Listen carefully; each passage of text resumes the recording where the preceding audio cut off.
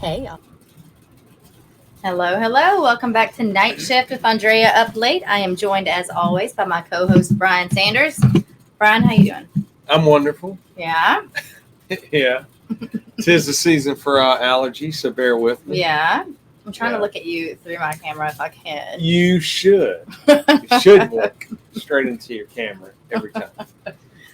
Oh, allergies. Absolutely. Fall allergies. Sometimes they're the worst, actually. Right now, I would agree with you. Oh, my goodness. So tonight we are covering a case, guys, that we have covered a couple of times prior, but there's a reason for that. So first off, if you're new here, welcome. Night Shift is a true crime podcast, so listener discretion is advised. Although if you are here, I feel like you know why you are here. So we can go on and get rolling with that. But we are going to cover the Ellen Greenberg case yet again. We did an extensive part 1 and part 2 quite some time ago. You can follow them on Instagram at Justice for Ellen. There's a lot of updates and things like that on that page, and a lot of information, a lot of just collective information from the time this case took place back in 2011 until present day. We are now in 2024. So I highly encourage you to give them a follow and kind of catch yourself up on anything that we don't cover tonight. But we're going to do our best to go over every little bit of it tonight. We have copious amounts of notes. If you could see what paper's just flying over here. So bear with us and we'll get through all those details. We've decided to cover this case again, though, because after many, many, many years, there has been a bit of an update. And while it may seem small in this moment, for the family, it's going to actually be a very, very huge one that's going to provide a lot more work for them in the coming weeks and months for sure, but hopefully for a wonderful resolution. As you know, on Night Shift, we often cover unsolved or unresolved. Not always, but that tends to be the niche that we've fallen into. And that gives us an opportunity to do kind of a back and forth on theories and ideas and those kinds of things. So if you're new here, you may not know, but Brian Sanders is a retired homicide lieutenant. And so he provides expertise there when we're talking about investigations or crime scenes or, you know, what is either negligible or maybe just an experience sometimes of investigations. And so we like to talk about all of those kinds of things and often the psychology behind it. So without further ado, we also have a bit of a pop culture segment at the beginning of the show. Yes, we do. So we often cover guru, pop culture fanatic. Brian Sanders has his own notes over there, and he will go over some things that took place in the year in which the case occurred that we are speaking of. And again, tonight, like I said, it's 2011. I've kind of got a bland thought about the year 2011 when it comes to pop culture. What you got? Yeah, that's because there really wasn't a whole lot in the sense of pop culture, like how we can go back to the 70s or 80s or 90s. Things are kind of iconic. 2011, a lot of pop culture was not iconic and not a whole lot kind of framed that year. But if I were to say something like Tiger's Blood or Winning. Oh, Charlie Sheen. Yeah, that was the year that I did forget all about that. Yeah, that was the year, I guess, he did the interview, and then wasn't he like coked up out of his mind? I don't know whether that was proven. I think that was the allegations. But he got fired speaking from a true well, I don't retired. I don't know what all he was into, but he got fired apparently from the TV show 2.5 Men. And I think he bounced back after that. But that was like one of those things, the catchphrase that people were using. Yes. Speaking of actors. Okay. A guy named Kyle Chandler. Oh, yeah. Got a Best Actor Emmy for Friday Night Lights. Yes. What else did he go on to do, though, that we love so much? Bloodline. Yes. And Super 8. Okay. Maybe not you so much. He was great in Super 8 as well. But yeah, so that was 2011 was the last season of Friday Night Lights. Oh, okay. And while I've never seen an episode of it, I've heard it's great. I've heard it was fantastic. Yes. But this is the cool thing about Kyle Chandler. So when we're talking about that, I'm like, okay, curious where this dude comes from, because I always get the Southern vibe. Okay. In the show Bloodlines, which was Bloodline, it was incredible. And I ran across the fact that said he was born in Buffalo, New York. What? So I was thrown for a loop. But I think he plays all these roles though that are kind of Southern by nature, right? Well, like all people, not all people in Buffalo do, but about 70% of their population moved away. So he moved away, he went to Indiana, or I'm sorry, Illinois, and then settled down in Georgia when he was about 11 years old. So I think that's where, and he played football later in life. So that's where all that comes from. So then we get the movie Silence of the Lambs gets inducted or submitted into the National Film Registry. Oh, as it should. As an example of one of the best ever. A premiere movie, yes. And Halloween's coming up, so we can't do what we did last year and dress up. So we got to come up with some new ideas. Send in your costume recommendations. If you remember last year, Brian and I wore Buffalo Bill and the girl in the well from Silence of the Lambs. And so we've got to, I will say we executed that pretty flawlessly. It was pretty great. I thought it was pretty good. Oh, so we set the bar though. So we gotta yes. We gotta figure it out. So send us suggestions. We've got a few things cooking. We'll see. Yes. Got anything else? Yes. The band King Gizzard and the Lizard Wizard put out an album, and that was when they solidified their lineup and became a band. I don't even know who they are. Somehow I ran across that name, and I was going to quiz you if it's even a real band. But it is. They're out of Australia. I don't even know. But by 2011, they had a full lineup, and they started putting I can't do Australian. Cadillac 3 out of Nashville actually reformed and started playing shows and making music in 2011. Okay. Unemployment in 2011 was 9.1%. What is it now? Do you know by chance? Currently it is, or in 2023 it's 4.1. Okay. But in 2019 it was at the 49-year low at 3.7%. Oh, nice. Yeah. So inflation was at 3.16. 2019 it was 1.8%. Okay. It's getting dry. It's very dry. If you're going to look at numbers, trends, anyway, they follow certain patterns. So hopefully we won't have that problem. So, then we get into, sadly, some crime issues that were going on in 2011. Okay. I say sadly because there was a spree, or I won't even say spree, I apologize. There were the recovery of several bodies in the Long Island area. Mm-hmm. And by 2011, they had basically deemed it a pattern. So it eventually is kind of called by the media the Long Island serial killer. Yes. And then in 2023, they'd call it the Lisk murders. For that. Okay. Yeah. Yes. So in 2023, some developments happened. I covered that case. Yes. So yes. And he was arrested. That's why I'm going to stop talking about it. Are you done? No. Oh. Then we also had the West Memphis 3. Yep. Were released from prison. So those people that are not aware, they were charged and sentenced and served 18 years in prison for the murder of a juvenile in their area. So that one, people write in and ask for us to cover that often. I say often, probably more so that one collectively than some of the others. So go ahead. But they enter Alford pleas. And so they are allowed to be released, basically acknowledging you do have enough evidence to convict us, which you all did, but we are innocent. So it's almost like so Michael Peterson did. Ground. Yeah. Yeah. Then Warren Jeffs. Oh, gosh. Yeah. Of the Fundamentalist Church Jesus Christ of Latter-day Saints. It's like a splinter group, apparently. But he was sentenced to life for some of the assaults that he did among female juveniles, we'll say, and is sentenced to life. That was all over the news in 2011. Also, what was all over the news? Gosh, actually, that I remember that well, but then to think that was that long ago is kind of crazy too.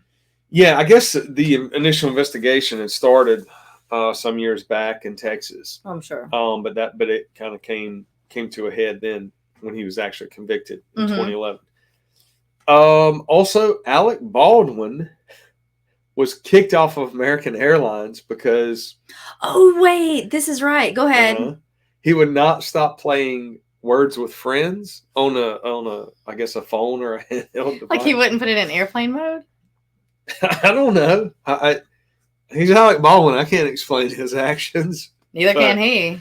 Yeah. The time. But apparently he was in the news back then, too. That pretty much wraps it up. I can't imagine that was... I'm sorry. That can't be the only thing. I feel like he had to have been belligerent or... That can't have been it. Yeah, I mean, I'm sure he had some other issues going on, and then when they were, asking him about it, it probably didn't go too well. He plays a great, jerk in movies. Like, if you've never seen The Departed... Yeah, I think he might play that in real life. It sounds like... He's impressive. He's a fantastic actor. I just don't know that I've ever heard of anything like, he's so warm and kind. Yeah, someone can be a great, great actor and a terrible human being because they're actors. They can mimic emotions and do whatever. So anyway, and I guess some people would say the worst vehicle of 2011 was the Chevrolet, I don't know, Aveo? A-V-E-O? I don't even know what that thing is, and I didn't even care to look it up. Okay. That's it. That's all I got. You ready to dive into this? Yes. All right. Whew. Let's do it. Okay, guys, put on your thinking caps because we got some twists and turns headed your way. We're going to be talking tonight about Ellen Ray Greenberg. So Ellen was born on June 23rd, 1983. At the time, she was a 27-year-old first grade teacher at Juniata. I always feel like I mispronounce the name of this school, Park Academy in Philadelphia. In 2011, she was living in the Venice Lofts apartment building with her fiance, Sam Goldberg. So she's Ellen Greenberg and her fiance is Sam Goldberg. All right. So they had been in a relationship for about 3 years at this point, and they had actually recently gotten engaged. Okay.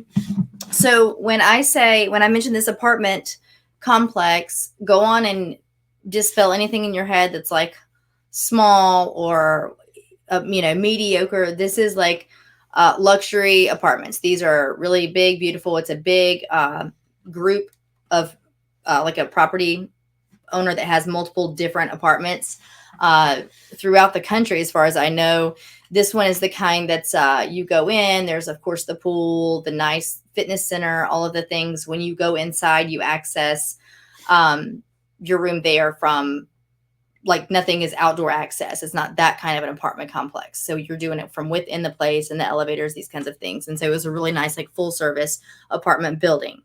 So recently, Ellen had been exhibiting some anxiety. So throughout her whole life, she had not. But more recently, at this time period in 2011, she had been exhibiting anxiety. She spoke with her mom about it. She was pretty open about it, very close to her mom and her dad. And so she'd gotten on a couple of different medications. She'd been on Zoloft. She'd been on a few different things.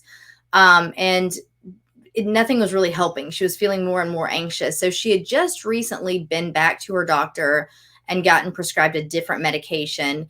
And she had been saying how great it was, that it really worked well. In fact, not long before this incident that we're talking about now, she and her mother have text exchanged where she said, "I feel so much better." And her mom saying, "That's so great. Like, I'm so glad, honey." And it really seemed to be kind of, she was mellowing out and kind of becoming more like Ellen in that sense. So let's see here. You guys know me. You know my notes. So on January 26th, of 2011, there was a blizzard impending. And again, she's at the school teaching, right? So Ellen was sent home from work early. The school was going to go on and close. So Ellen went and put gas in her car. So just keep that in mind. She was making some future plans, went on and got prepared, put gas in her car, and headed home. So at 2:30 p.m., 2:30 that afternoon, she called the Vetri restaurant. We are still unsure of whether or not she was a call out, like for some food, if she was canceling reservations, making reservations for the future. But either way, we have that timestamp of that phone call. So she sends a text at 3:47 p.m. This was the last outside communication that we know of from Ellen. Okay, so that was 3:47 p.m. Her computer does show activity at 4:46 p.m. Okay, so we've got a phone call, a text message, and then computer activity at 4:46. So Sam, her fiance, decides to go on and go to the gym. Again, this is within their apartment complex. Okay, so it's a first floor gym. They live upstairs. And so he's going to get in the elevator and go down to the first floor gym. Well, picture this apartment complex, like kind of anything else in more modern times. It's got the cameras, right? So you've got your security cameras kind of mounted in the corners of the different hallways, right? So they're not going to catch everything. There will be blind spots. And unfortunately, we're going to find that out in this case, but it does capture enough that we can get some movement. We can corroborate some statements, at least with the cameras that we do have. So he leaves their residence at 4:50 p.m. to go work out. We do have footage of him entering the gym. The next activity is footage showing Sam exiting the gym at 5:26. Now, this has been a bit of dispute between people who talk about this case and some of the sources you read, in the sense that he was there for 36 minutes. I don't find that means a whole lot of information, really. He could have had a headache. He could have decided he just wanted to work chest and leave that day, whatever. But he wasn't there very long. And so we do, like I say, have footage of him exiting the gym at 5:26 p.m. So around 5:30, he's getting home. He tries to enter the apartment. This is per Sam's account of things, okay? So they've got a lock on the door. I'm going to go on and show you what I'm talking about here. It's the kind that's what they call like the slide, like the bar lock. Mm-hmm. So if you picture a hotel, you've probably seen these. It's the kind that has like the metal apparatus on one portion of the door, like on the door itself, and then on the door frame is the metal like long elongated U shape that will swing over and go on top of the other metal apparatus, meaning that when it's locked, you can open the door just a small amount, just an inch and a half, 2 inches maybe, and that's it. So I'm going to show you here. I think I have a photo of it if you are watching. So it's this type of a door lock. Okay. All right. So he gets back from his very short-lived gym experience, right? He gets to the door, it's locked. So meaning that most people's thoughts at this point would be that it has to have been locked from the inside. It's not a lock with a key that he could unlock from the outside, or that someone else could have locked from the outside. So by all accounts, he knows that Ellen is home and now the door is locked. So he thinks she's just locked the door, right? So he says he starts banging on the door. He shouts Ellen's name. He calls her a couple of times. She's not answering, so he can hear nothing from inside. He starts to send her text messages. So this is interesting. I don't know why it's interesting, but one of the things he does is also email her, which I don't know why, but I don't think that if I'm trying to get in touch with you quickly, I'm going to email you. But I don't know their pattern. Maybe she would be sitting on her computer and her email would pop up. I don't know. Maybe she has a habit of her phone being dead and he thinks he can reach her better that way. But either way, he's called her, he texts her, he's banging on the door, he emails her, he's getting zero response. So his texts are as follows. None of his texts, again, get a response from her. So in succession, they start with, I'm getting pissed. So that's his first text. Okay. And then he says, hello. And then you better have an excuse.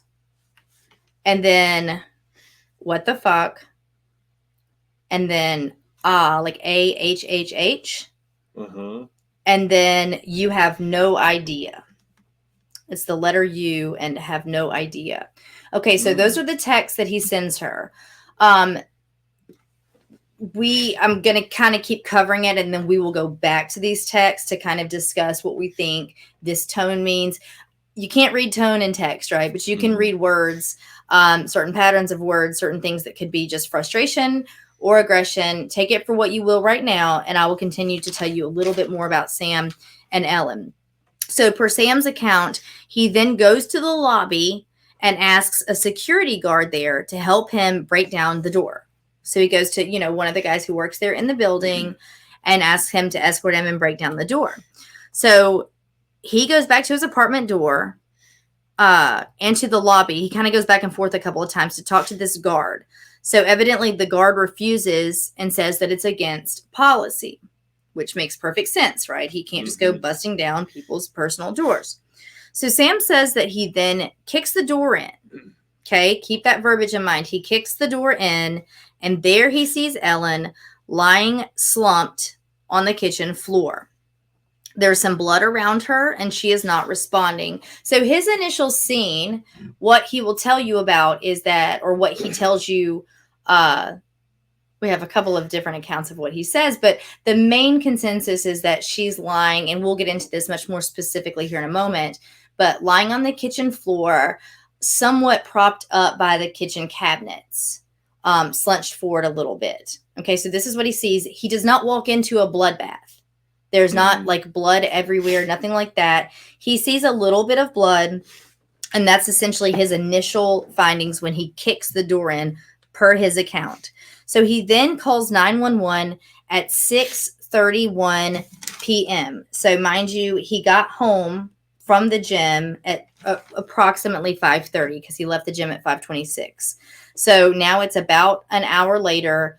So we can presume per his story that for an hour he has tried to get into the apartment building or into their apartment. Okay. So 6:31, he calls 911. Take notes if you need to, but listen to this timeline.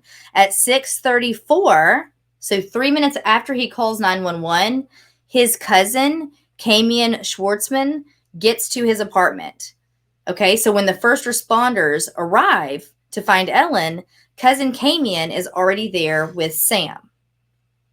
The first responders declare Ellen dead at 6:40 p.m. So just 9 minutes after 911 is called, she has been declared dead. Okay. So I am going to go on and play you the 911 call. I've got it broken down into 3 parts here. So let's just take a little listen. And, as I'm queuing this up to play, keep in mind that we often talk about the fact that it's very difficult to judge someone or their actions based off of the tone in a 911 call. Would you say that that's accurate, Brian? Yes. We all know people respond to tragedy very differently. People respond. I mean, I think that when we covered this case the first time I mentioned it, like if somebody bumps their head or trips, I'm probably going to laugh. I don't think it's funny. My body just does it for me, right? So people respond to all kinds of things very differently. So keep that in mind. But with that in mind, let's see how you take this phone call that we're about to listen to. Let's see.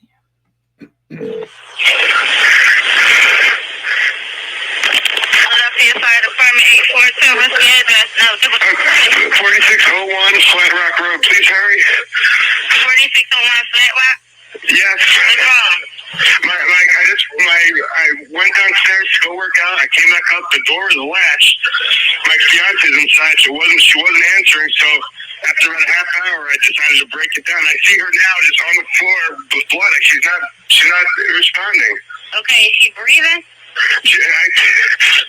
Look at her chest. I need you to calm down. I need you to look at her chest. It's real. I really don't think she is. Listen to me. Someone's on the way. Look at her chest. Is she flat on her back? She's on her back. Look at her chest and tell me if it's going up and down, up and down. I don't see her moving. Okay, do you know how to do CPR? I don't. Okay, I can tell you what to do, okay, until they get there. I want you to keep her flat on her back. Hello? Yeah, hi, okay. Willing to do CPR with me over the phone so they can... I have to, right? Okay, so get her flat on her back, bare her chest, okay? You want to rip her shirt off. Okay? Kneel down by her side. Oh, my God. Ellie, please. Listen, you can't freak out, sir, because you got... I'm trying not to. Her shirt won't come off. It's a zipper. She stabbed herself. Where? She fell in a knife. Oh, no, her neck's sticking out. What? There's a neck sticking.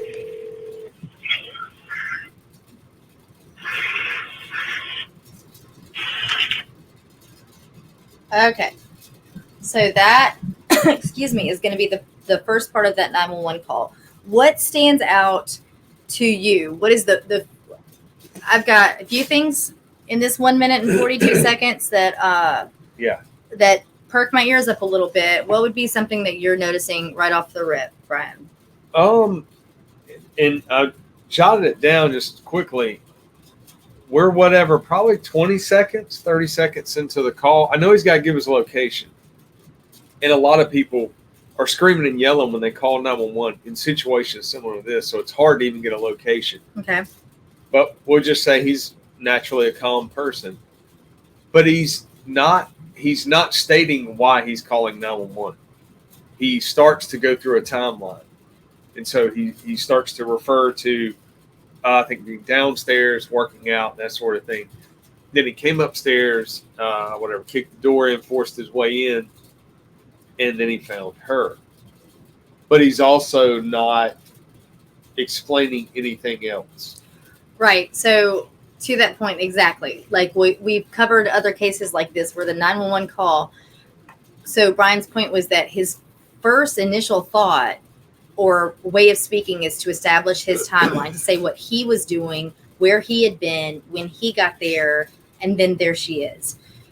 Usually speaking, when someone calls, their main focus, their main priority, the emergency is the person in front of them, whatever is happening to elicit the 911 call. So usually that's the first thing that flies out of your mouth. It would be my girlfriend. Ellie, she's been stabbed, or she's on the floor, she's got blood. And then, oh, I'm sorry, sir, calm down. Tell me where you are. And then you can start to walk through the questions of what's going on and setting the scene. What else you got? I'll bring up a point, too, that even career criminals, gang members, drug dealers, if they're calling 911 because someone's been shot and they're trying to get them help, a lot of times that's all they're trying to do.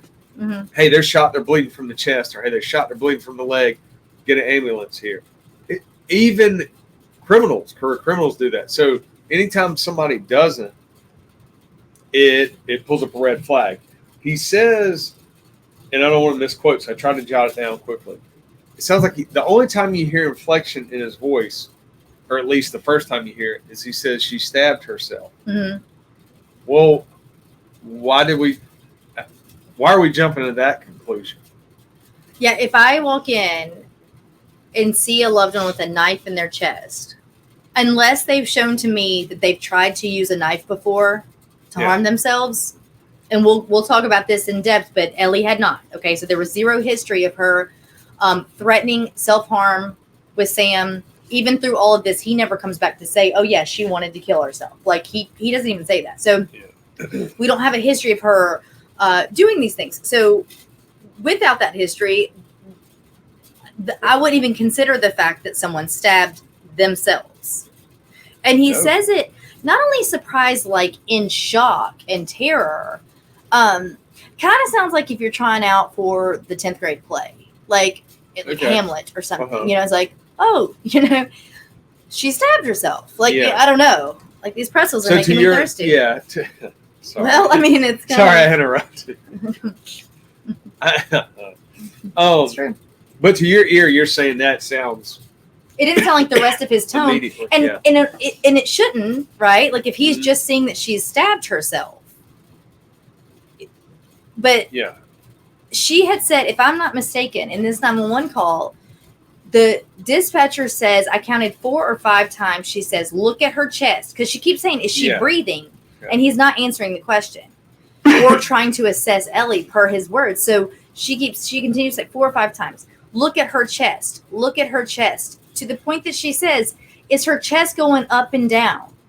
And after all these times, look at her chest. Is she flat on her back? What does he say? Yes, she's flat Yeah. on her back. Make sure she's flat on her back. She is.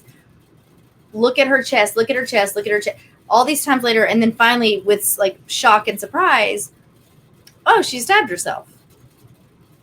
Yeah. I'm not sure if she's lying flat on her back and you walk into the scene, and then on top of that, you're being told multiple times to look at her chest specifically because people are erratic and people are running around like crazy. And she's saying, is she breathing? So she has to focus him. Look at her chest and tell me, calm. Tell me if she's breathing. So I find that very, very odd.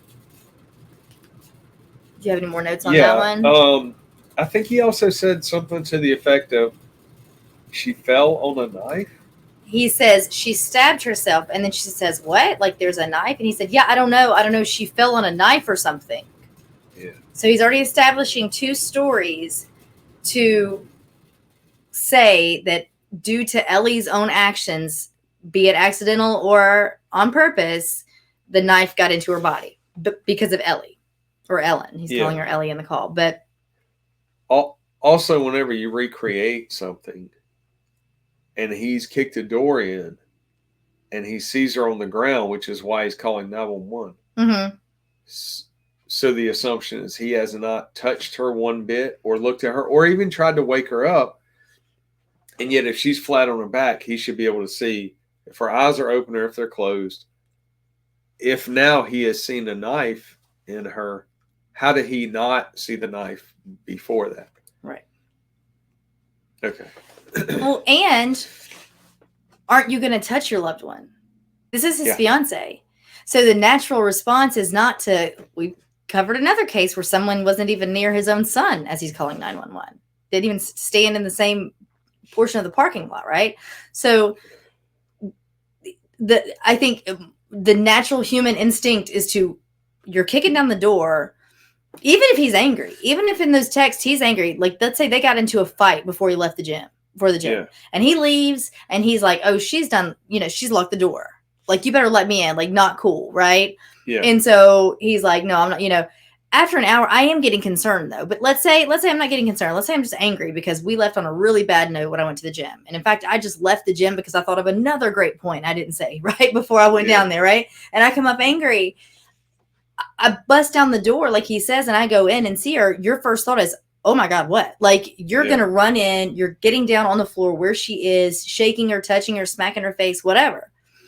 So it's all very interesting already. Anything else on that part one call? I've listened to it 1,000 times, but I didn't take notes on this one, so I can't remember what the rest of that one is. All right. Yeah. Let's go on and listen to part two.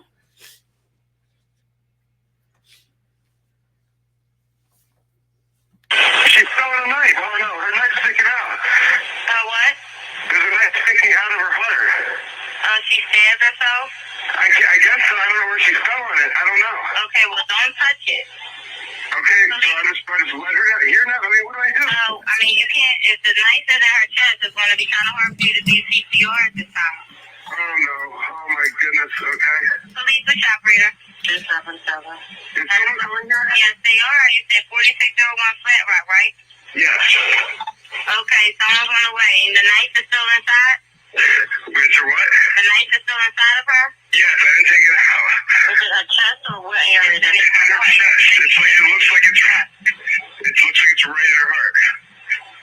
Okay, someone's on the way out there. Okay, just get. Oh my God. How old is she? She's 27. 27. And there's no sign of life at all? No, please don't be. What? Then turn to her arm and tell me if she responds to pain. She's not, her arm and her hands are still warm. I don't know what that means.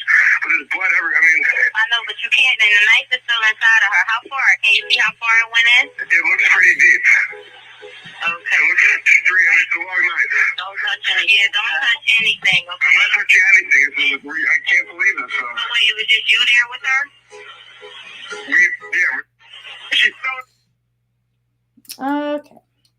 That's Sam in the picture if you are watching on YouTube. Okay, what I didn't speak on from the first call was his response to the instructions to begin CPR. If you notice, she says, which was awesome. She didn't say, you need to start CPR. She said, do you know how to do CPR? And he says, no. And then she said, okay, will you be willing? I think that's what she says. Like, will you be willing to begin CPR on her? And his response is, he changes his tone. Yeah. I have to, don't I? I believe are his words. Yeah. And it's a tone that comes off as aloof. But even let's say that this guy's just prone to being an ass, really. Maybe that's his baseline. This is still his fiance with a knife sticking out of what he just said was her heart. Yeah. Well, I have to, don't I? So there was that his response to that, I think that everyone who listens to this call, that's kind of one of the first things people pick out. Because the way he phrased it, it's like something you don't want to do, something I have to do. Yeah. Even if you are completely, if blood disgusts you, if science and all that stuff, if that grosses you out, that's not you don't think those things. In a tragedy, you don't think those things. What you got? You have notes on this one? No, that's the main thing. Like that, people and dispatchers can tell you this, and officers and any citizen who's listened to numerous 911 calls like we can do now, through technology. But people are desperate usually when a loved one, someone like that, someone that they live with, their fiance, their spouse, and they're desperate. Please tell me how to. What do I do? What do I do? Yeah, where's the ambulance? A lot of times people get into a loop and they'll scream it. Where's the ambulance? Where's the ambulance? And dispatchers have to tell them, they're en route. I need you to answer these questions. Right. It's not going to slow them down, sort of thing. So, I think he only questions that once when she says something about the ambulance, and then he said it's on its way. He didn't say, "Is it on its way? When's it going to be here? It needs to hurry." Yeah. It was almost like it's on its way. Yeah. He also, when he says, "Oh my God," again, it just falls flat to me. I'm having a tough time. Yeah. Now, I will say, to be most objective, I don't know this man. I've never heard his speech cadence prior to this 911 call. Right. So it's hard to judge off of that blindly. But, oh my God. And then he says, please don't be, like he's saying, please don't be dead. But again, we have kind of excitement, feigned or otherwise, right? Like legitimate or feigned. And then we have kind of the snarky, I guess I have to, don't I? And then he does almost chuckle when she said, is the knife still in her? And he there's like a chuckle, and he says, well, I didn't take it out. But then there's where I'm saying, it sounds like he's play acting. It was when he said that earlier, she's been stabbed. She stabbed herself, or there's a knife, or whatever he said. And then when he says, please don't be, he's saying, please don't be dead. But then he won't say dead. Do you have more on this one? I do not. Okay, let's move on to the last part, the third and final part of the 911 call. Wait, it was just you there with her? We're the only ones here. And she ran in the door, you said latched it shut? No, I went downstairs to work out, and when I came back up, the door was latched. It was, it wasn't like it was, it was locked from the inside, and I'm yelling, and I saw him yelling. Broken into? No. So there's no sign of a break-in? No sign of a break-in at all. I mean, there will be when you get here, because I had to break the latch, but to get in. Okay, 4601 Flat Rock, and this is a house, right?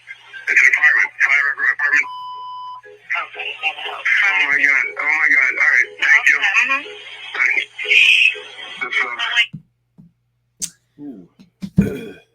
What you got? Well, again, okay, yeah, thank you. Yeah. And flat. Yeah.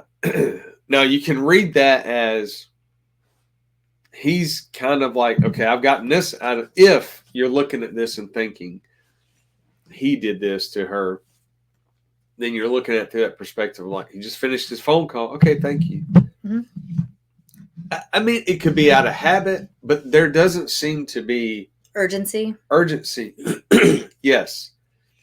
As in, okay, you just told me I can't do chest compressions because there's a knife and potentially in her heart. Yeah, I'm supposed to sit here and stare at her what till else they get can I here. do? Yeah. Yeah.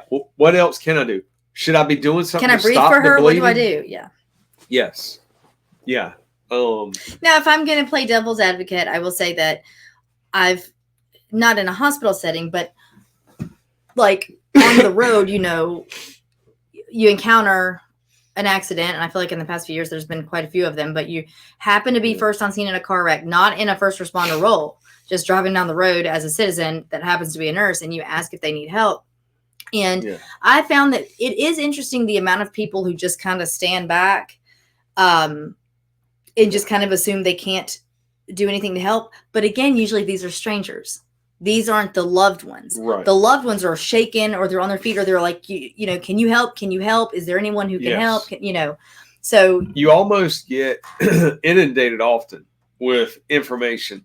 People just begin to say it. Yeah, stuff that doesn't even. They were sitting in the passenger seat, or I think their head hit the windshield, or they're trying to give you any information that you can use to help them. I think that's where, and he doesn't have like a flat tone. You know how you meet some people and their cadence of their voice can just be flat. Sure. It's not even like that. It's like he's having a somewhat normal conversation with inflection, but I mean, he's saying things that yes, it causes. It's alarming. Yeah, it's alarming. And he's also not saying, like we said, all the things that you would kind of expect, or a lot of the things. Again, no urgency, and where's the ambulance? Where is everybody, and how can I help? So that's that. That's the 911 call. Now let's get into the weeds, okay? So it's unclear when, but at some point during all of this, Sam's uncle, so remember his cousin came in, gets there. So his cousin came in, arrives to the apartment 3 minutes after Sam has called 911. So we can assume, for whatever reason, Camion was already on his way prior to this 911 call being placed. That could be negligible. That could be, they could have already had plans to meet up, right? But either way, he was there. But in the meantime, at some point during all of this, his uncle, who is Camion's father, has also arrived to the apartment. And this man's name is James Schwartzman, okay? So that evening, Sam went, it was later, so police come, right? So they finally get there. Like I said, they call the scene. So they call her deceased at 6:40. So just basically immediately upon parking, getting at the elevator and walking in, she's dead, okay? She's been dead. So they go in, they talk to Sam. Most sources will say for about 3 hours there at the apartment. So we're getting into like, let's say like 10 o'clock, around 10 p.m. time frame. A little bit later that evening, they do go with Sam. Sources differ between whether or not he had an attorney present once he goes down to the station to continue answering questions. Either way, they will say that he was always forthcoming. He was happy to sit and answer. He wasn't trying to skirt away or anything like that at the time, okay? So he goes with police onto the police station later on that evening, and he is questioned a little bit more. So let me tell you a little bit about Camion's father, or Sam's uncle, James Schwartzman. So James Schwartzman at the time was a former prosecutor. So he was a former prosecuting attorney. And like I said, at this time, he was vice chairman of the board of directors of the Southeastern Pennsylvania Transportation Authority. SEPTA is the acronym. So he was described as very politically important in the area at this time, in and around the city of Philadelphia, which we know, guys, we're not in rural, we cover some cases in teeny tiny towns. That is not what this is. So he is politically prominent in Philadelphia. And at the time, or a couple of years ago, at least, when this source was written, he was still president. Listen to this title: President Judge of the Pennsylvania Court of Judicial Discipline. So I'm going to say that again: President Judge of the Pennsylvania Court of Judicial Discipline. What this means is that he sat on a panel. This is not a job you acquire easily or without some clout or experience. You sit on a panel, and it's kind of up to you. You are the determinant factor as to whether or not other judges get in trouble, if there's punitive damages, if there's whatever, a slap on the wrist for potential mishandlings or anything that they have. So if a judge gets disciplined and has to be reviewed, let's say, they go sit in front of this committee, and James Schwartzman was president judge of that committee to determine kind of the fate, if you will, of these other judges that would come in front of him. So again, you can imagine that that's a pretty high esteemed role there in a big city. Okay. So that's just good to know. Again, we don't know exactly what time it was, but he was there in and amongst this scene as this is going down. Okay. And it could be as simple as that he was a lawyer by trade, and his son texted and was like, Dad, something crazy's happening at Sam's place. Ellen is dead, and he comes over to support his nephew. It could be just that simple, but let's carry on. Okay. So now we are going to talk a little bit about what the initial findings were at the scene with Ellen and what was around her. Okay. So Ellen had what would be eventually known to be a total of 20 stab wounds. Okay. So his call, the first thing he says is she stabbed herself. And then it was, she stabbed herself? Oh, I don't know. Or she fell on a knife. I don't know how she did it. So she did it. She did it. She did it. We're already establishing this narrative. Okay. So her 20 stab wounds, at least 10 of them were to the back of her head and neck. If you remember us covering this case before or have seen anything about it, I'm going to show you some more recent, in the past few years, 3D renderings of like computer renderings of what this would look like if you were to go back and kind of illustrate where these knife wounds would have taken place. And so out of the 20, like I said, at least 10 of them were to the back of her head and neck. So posterior or behind her. There was one in her abdomen, one just under her breast, and in her chest. So they're all over the place. Okay. This was not one knife wound, as it kind of sounds like on the call initially. There was very little blood. So in fact, I have a picture. If you are just listening as an audio stream, I will put these things on my Instagram page on Andrea Uplate. You'll be able to see the photos and a little narrative of the case later on. So this is an actual police photo. In fact, it says so on the top left corner there. But this is a picture of the kitchen floor and the cabinets where Ellen had been propped up. When you think of 20 stab wounds, I don't care how shallow, deep, if you've hit an artery, if you have not, this is remarkably little blood. I only would say that from a medical standpoint, but Brian, with your experience in homicide investigations, knowing what we know occurred to Ellen, what would you think about just this little snippet of a picture?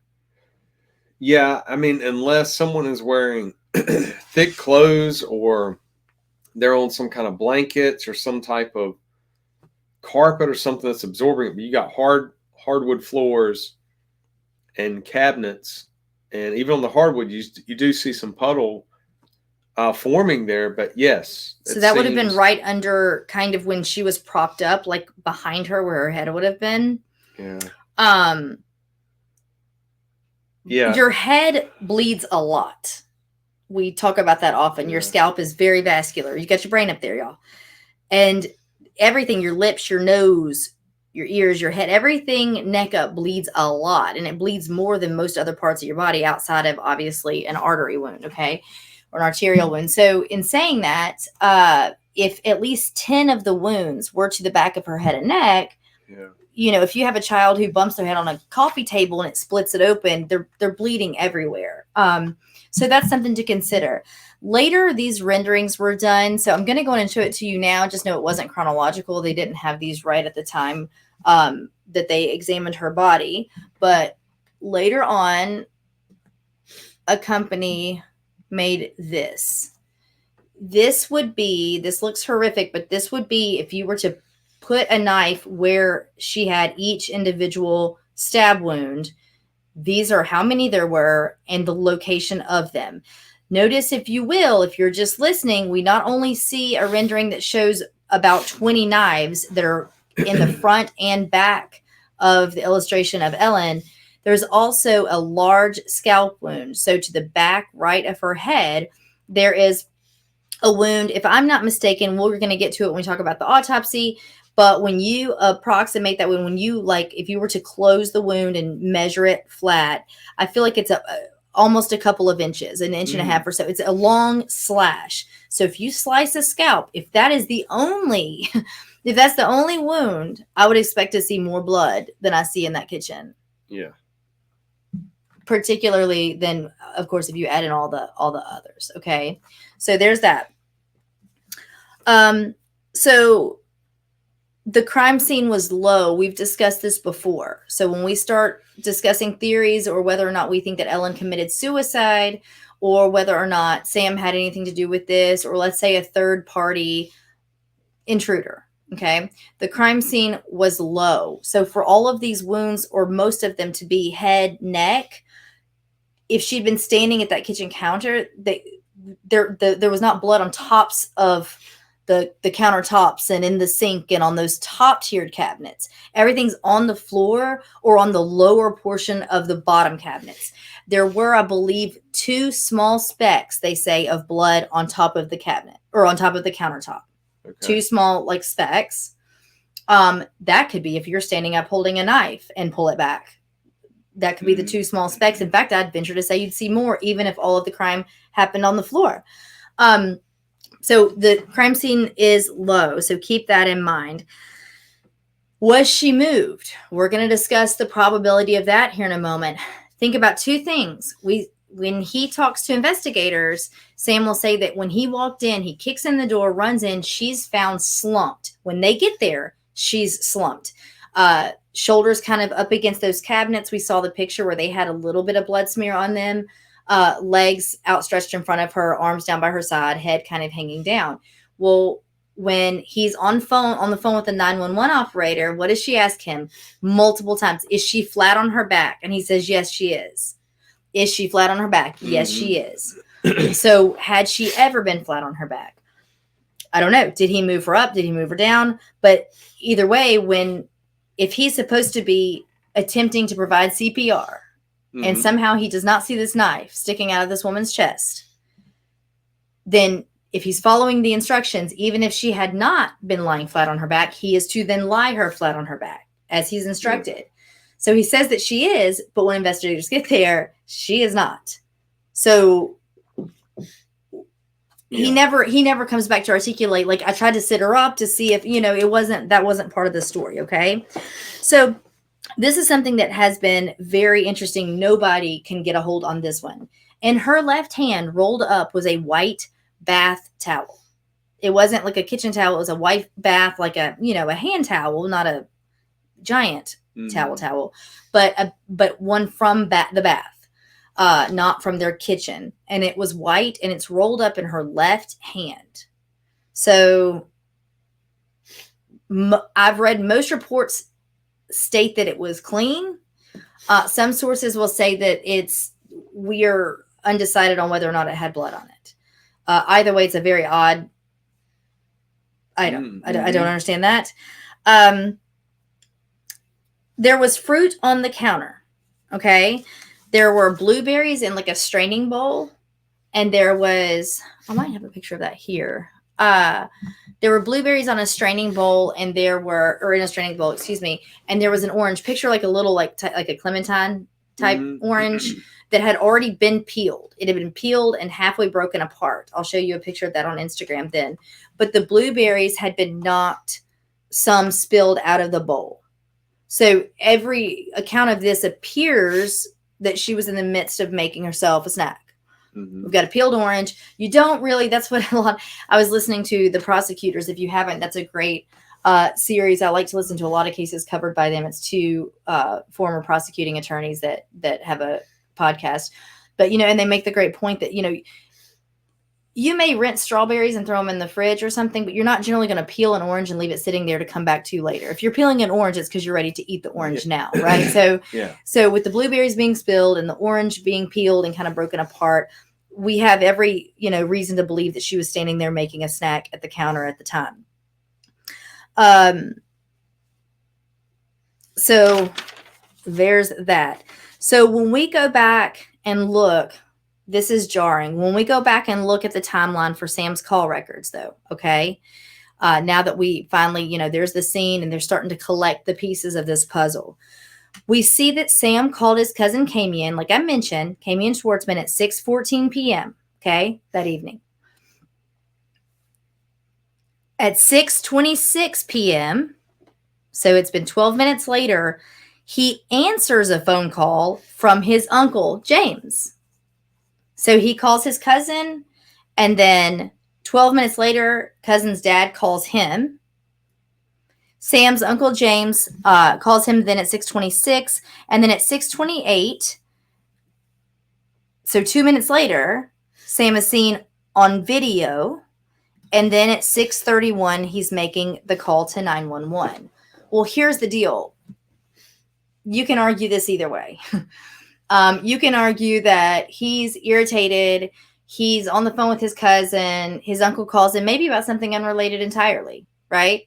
Mm-hmm. And in the meantime, he's talking. He's still slamming, banging on this door. Ellen, let me in. What? And talking to his uncle on the phone. That could be going on. Or he could have just done something really heinous and is freaking out and calls his cousin, who proceeds to call his father, who is an attorney, who then calls Sam to walk him through the next steps. I feel like that's what it feels like. That can easily be explained either way. In the interviews. Just some questions? Yeah. Well, since that didn't happen, those interviews, we don't have the answers to that. So according to Melissa Ware, this would be the apartment manager at the time. Again, I say apartment. Remember, this is a luxury apartment. Okay, so she's got a decently serious job here, and she is contacted by James Schwartzman asking for her help to enter the apartment in order to get a suit for Sam for Ellen's funeral. So I've got a few things to say about this. First of all, police initially, they get there. She is declared dead. He's saying that I kicked the door in. She's here. She fell on this knife. They, in the 3 hours or so that they're talking to him, are also going through the apartment, combing through the things. They see a little journal. They look through it. They see that she has a doctor. They confirm that she has a psychiatrist. They look in her bedside drawer. The meds that have the proper prescription labels, that she had just recently been diagnosed, an anti-anxiety medication and a sleeping medication, Ambien, were in the nightstand. Nothing crazy, nothing that I feel like half of America's not on. Mm-hmm. She did not have a diagnosed mental disorder. She had just had an acute bout of anxiety during the last couple of months before this took place. Okay. So Sam cannot articulate that he had any reason to worry about suicide. They confirm with her parents that no, there's no way. She's never expressed anything. She's expressed that she's been anxious lately. She's been asking us if she can come live with us. Mm-hmm. She's been asking if she could come stay with them. And her dad in an interview will say, but I just told her Ellie, figure it out. Kind of like one of those, you're a big girl, figure it out. Let's get through this stage. You'll be fine. Because they loved Sam. They enjoyed the fact that Ellen was with Sam and that they were going to be gaining this son-in-law. Okay. So when police talk to them, they're saying this doesn't even make sense. Ellen and her mother spoke that morning when they were both on their way to work. She said everything was great. We know that families don't always know when a family member is contemplating suicide. That's fine. But we do know that she had actually asked to come live with them. We know that she'd gassed up her car on the way home in preparation for the future, to be prepared. These are things we look at if we look at something that's potential suicide. Were they planning? Are they making plans? It doesn't have to discount it, but it's a pattern, something to think about. So even then, though, when they are speaking, investigators, to Sam, the night that it happens, he's not saying, I was terrified of this. She's threatened suicide before. She's pulled the knives out before. Mm-hmm. None of these things are being said, okay? But they do know that she's been... I'm sorry if I'm being redundant, but this is an important little piece of this part of the case. So when they realize that she's had the psychiatrist and got on these meds, he talks to them. He asserts that it was likely suicide, not from past behavior though. And they take him down for more questioning. And that's kind of that. They hold the scene for a few hours that night, and then they all kind of skedaddle, if you will. And that's that. So early the very next morning, okay, his uncle is coming to the apartment, that same one that showed himself at the scene, that has called Sam right before 911 is called. Now he's at Sam's apartment to get a suit.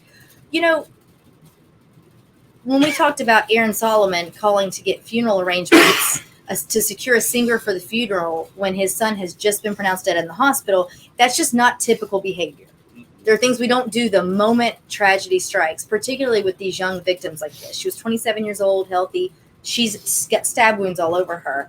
And now his uncle is trying to go to his apartment to get a funeral for him, a suit for his funeral. Like, very likely we've not even made funeral plans yet. Like, mom and dad are probably, they haven't gone to bed yet. They're alerting family members. Everybody's just trying to figure out what in the world happened. So, I don't know. That's always been such an interesting part of this case to me, that the uncle is going to the apartment early the next morning to take it upon himself to get this suit for Sam. Now, what we do know is that Sam's father tried to clean up the blood. I mean, this was all in love. This was for his son. This is an apartment. Like, he's just trying to take that burden. None of that I find is malicious whatsoever. But Melissa Ware, this apartment, the property manager at the time, is like, I don't know if I'm allowed to let you in there. This tragic, horrible thing just took place where I work. So she contacts Philadelphia Police Department to ask permission to see whether or not James can enter. And they tell her, they kind of confer, and they say, yeah, I mean, it's been released. It's not a crime scene. They immediately were ruling this suicide. In their, as far as they were concerned in terms of a case, yeah, he can come in. And they say, because at her request and at the request of Sam's father, they all wanted to know, who do we call? How do we properly get this cleaned up? What do we do? And so they refer her to the crime scene cleanup company to come clean the apartment. That in and of itself is fine. That's something that when you say is done, like you guys can give recommendations. Yeah. And it's definitely normal if we think that there was a suicide. I do find this to be a very short timeline, though. I said it before, and I know you articulated that if they found what they need and they've investigated and it's not a crime, you can let the scene go. But would you find that to be a short amount of time to deem something like this a suicide with these injuries? Yeah, the injuries tell you the story. When you start, excuse me, when you start talking about suicide from the very beginning, investigators often, that's what they want to know. What's their behavior? Like you said, what were they doing prior to that? You're looking at the crime scene. If you're seeing someone who's prepping a meal, and now all of a sudden, if what they're being told that this person now just suddenly stabbed themselves, okay, well then the injuries are going to be here. But why? What caused someone to stop from washing blueberries and doing that? Just that alone, you have to work the scene.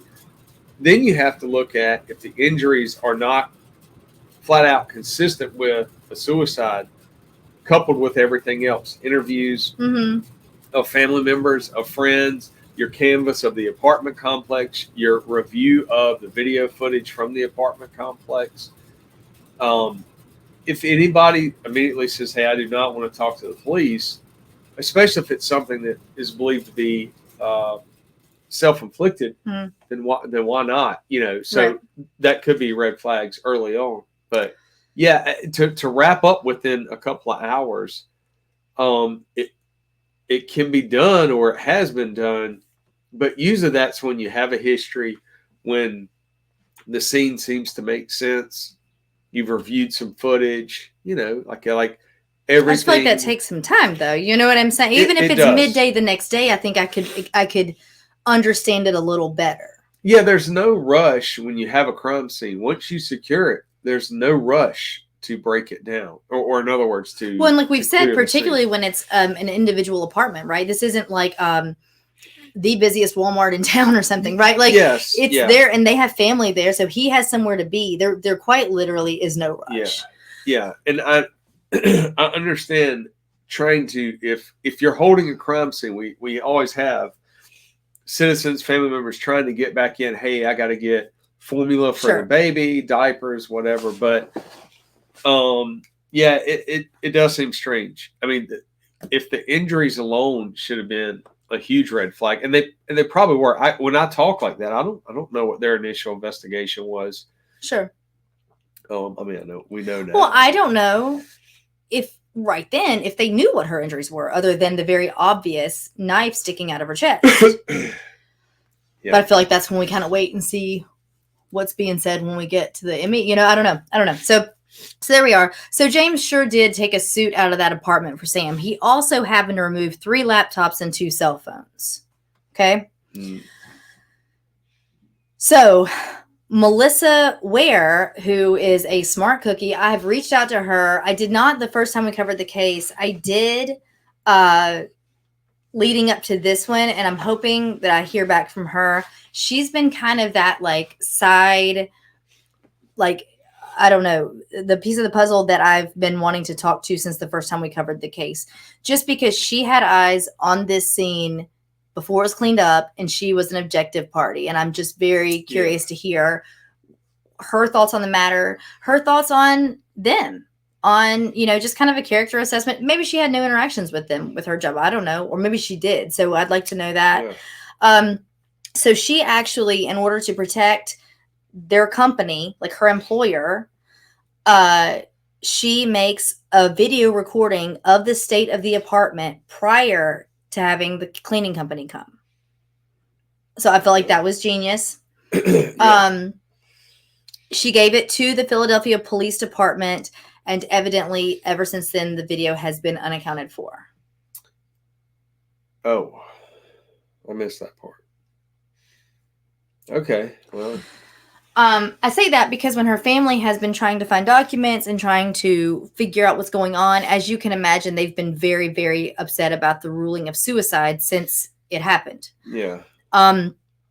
So they have tried to procure documents and things like that. And their argument has always been, if this was suicide, if this was not a criminal investigation, why can't we get our hands on any of the documents from it? Yeah. So either way, I say unaccounted for. Most sources consider it unaccounted for. The family has definitely never been able to get a hold of it. And it's just kind of talked about like it doesn't exist. But she's like, no. Like, I took a recording on purpose. So I would like to know from her, does she have that? Did she keep a copy of that? And which I would like to think the family's probably reached out in that sense. Yeah, but especially for 2011, some of that's going to be the formatting, you know. Mm-hmm. So if you're recording something in 2011, if it's a camcorder or something, you know, you're going to have to make a duplicate copy on an actual, you know, like tape. Yeah. Or and I'm trying to remember then, because that's about the time that a lot of footage would have been. I also think that's like maybe a BlackBerry, not hers necessarily, but I just like, you know, like that was kind of what's going on too. So if it's in a digital format in 2011, some of that could be, you know, someone mishandles it in that sense. They've got the file, they just can't. Yeah, I would like to think that would be articulated if that was the point. If that was the case, though, I do too. I think that also either one, something was screaming in her gut like, hey, I need to film this. Even though, you know, it can also be apartment complex saying, hey, liability. Like, we need to make sure that people are not trying to get out of their lease thinking that someone was murdered when in fact we were just told by the police, or I'm putting words in their mouth. Sorry. But no, you're saying this is a suicide. Just to cover all bases. So crime scene cleanup gets to the apartment the morning of the 27th, but mind you, after James gets the things out that he wanted to get, which was the suit for Sam, 3 laptops, and 2 cell phones. Okay. That I don't even need to give you words on that. That's insane to me. So then at 9 a.m. on the morning of the 27th, so they get right to it. The medical examiner assistant gets to work starting the external autopsy at 9 o'clock that morning. Okay. So I'm going to go on and read to you. I'm not going to bore you with the entire autopsy. You can find portions of it online. I've got it all here, but I won't go through all the medical jargon with you.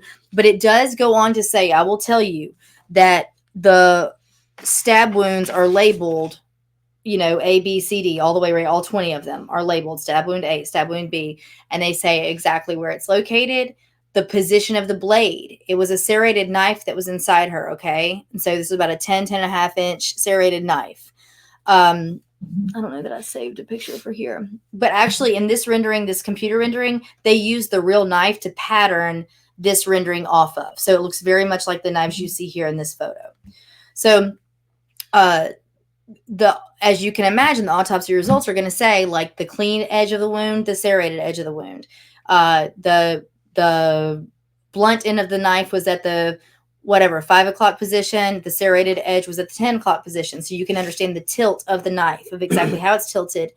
All the ones in her chest and her abdomen and her breast say front to back. And that means quite literally the front part of the body to the back. That's the direction the knife is going in. The ones on the back of her head and the back of her neck say back to front. They articulate again the way the knife is facing, the way it's tilted, how long, like how wide the laceration is and how deep. So for every one of these, we have all of that. What's interesting, though, is they all will say front to back or back to front. Some of them will say with slight upward motion or slight downward motion or slight left to right motion or vice versa. Okay. And let me tell you that it's kind of all over the place. In a way that if you picture her doing it to herself, which we are going to get in kind of the grisly details of that in a moment, just to discuss how likely or not, just from a physiological standpoint, that would be for her. Those are the things you want to keep in mind.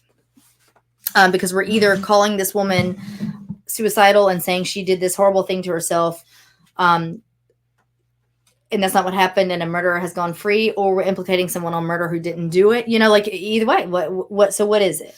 So I will read this to you. They initially say the initial findings, and boy, are we going to come back to this, but the initial finding is that the spinal cord, after being examined, there was a conclusion that there was no defect to the spinal cord. Please remember that I just said that. Okay, that's going to come in very, very important here in a moment. We also have, this is again Marlon Osborne. This was the assistant medical examiner who's conducting this initial autopsy. Again, it's the morning after Ellen died.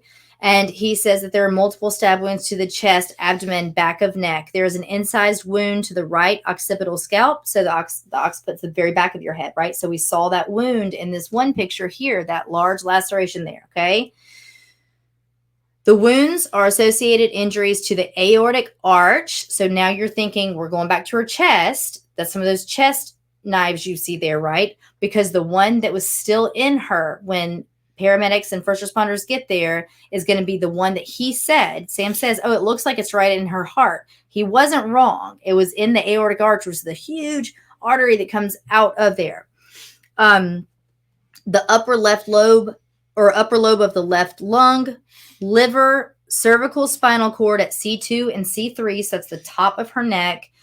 The big medical words are bilateral hemothoraces. So that just means both of her lungs had blood inside them where you would not normally have blood. Okay. A hemopericardium. That means that her heart was starting to fill with blood, not where the blood is supposed to be though. Okay. Some subarachnoid blood. So there was hemorrhaging like under her scalp. Okay. And then some more hemorrhaging to the right base of her skull. So they talk about the knife was at a depth of 10 centimeters. So just quick reference, 1 centimeter or 1 inch is 2.2 centimeters. If that kind of helps. So 10 centimeters. So about 4.5, 5 inches deep. Okay. When they get there in her chest.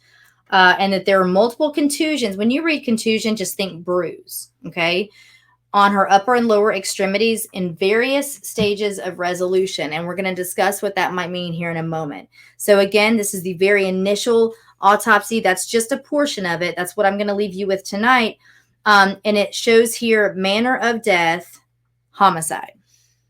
So that's the initial ME's report the morning after Ellen has died. Okay. So now does that wake you up? Did that shake it up a little bit? That cleared up my sinus. Your allergies are gone now, right? Yeah. Okay, so, well, you're going to get to it. Sorry.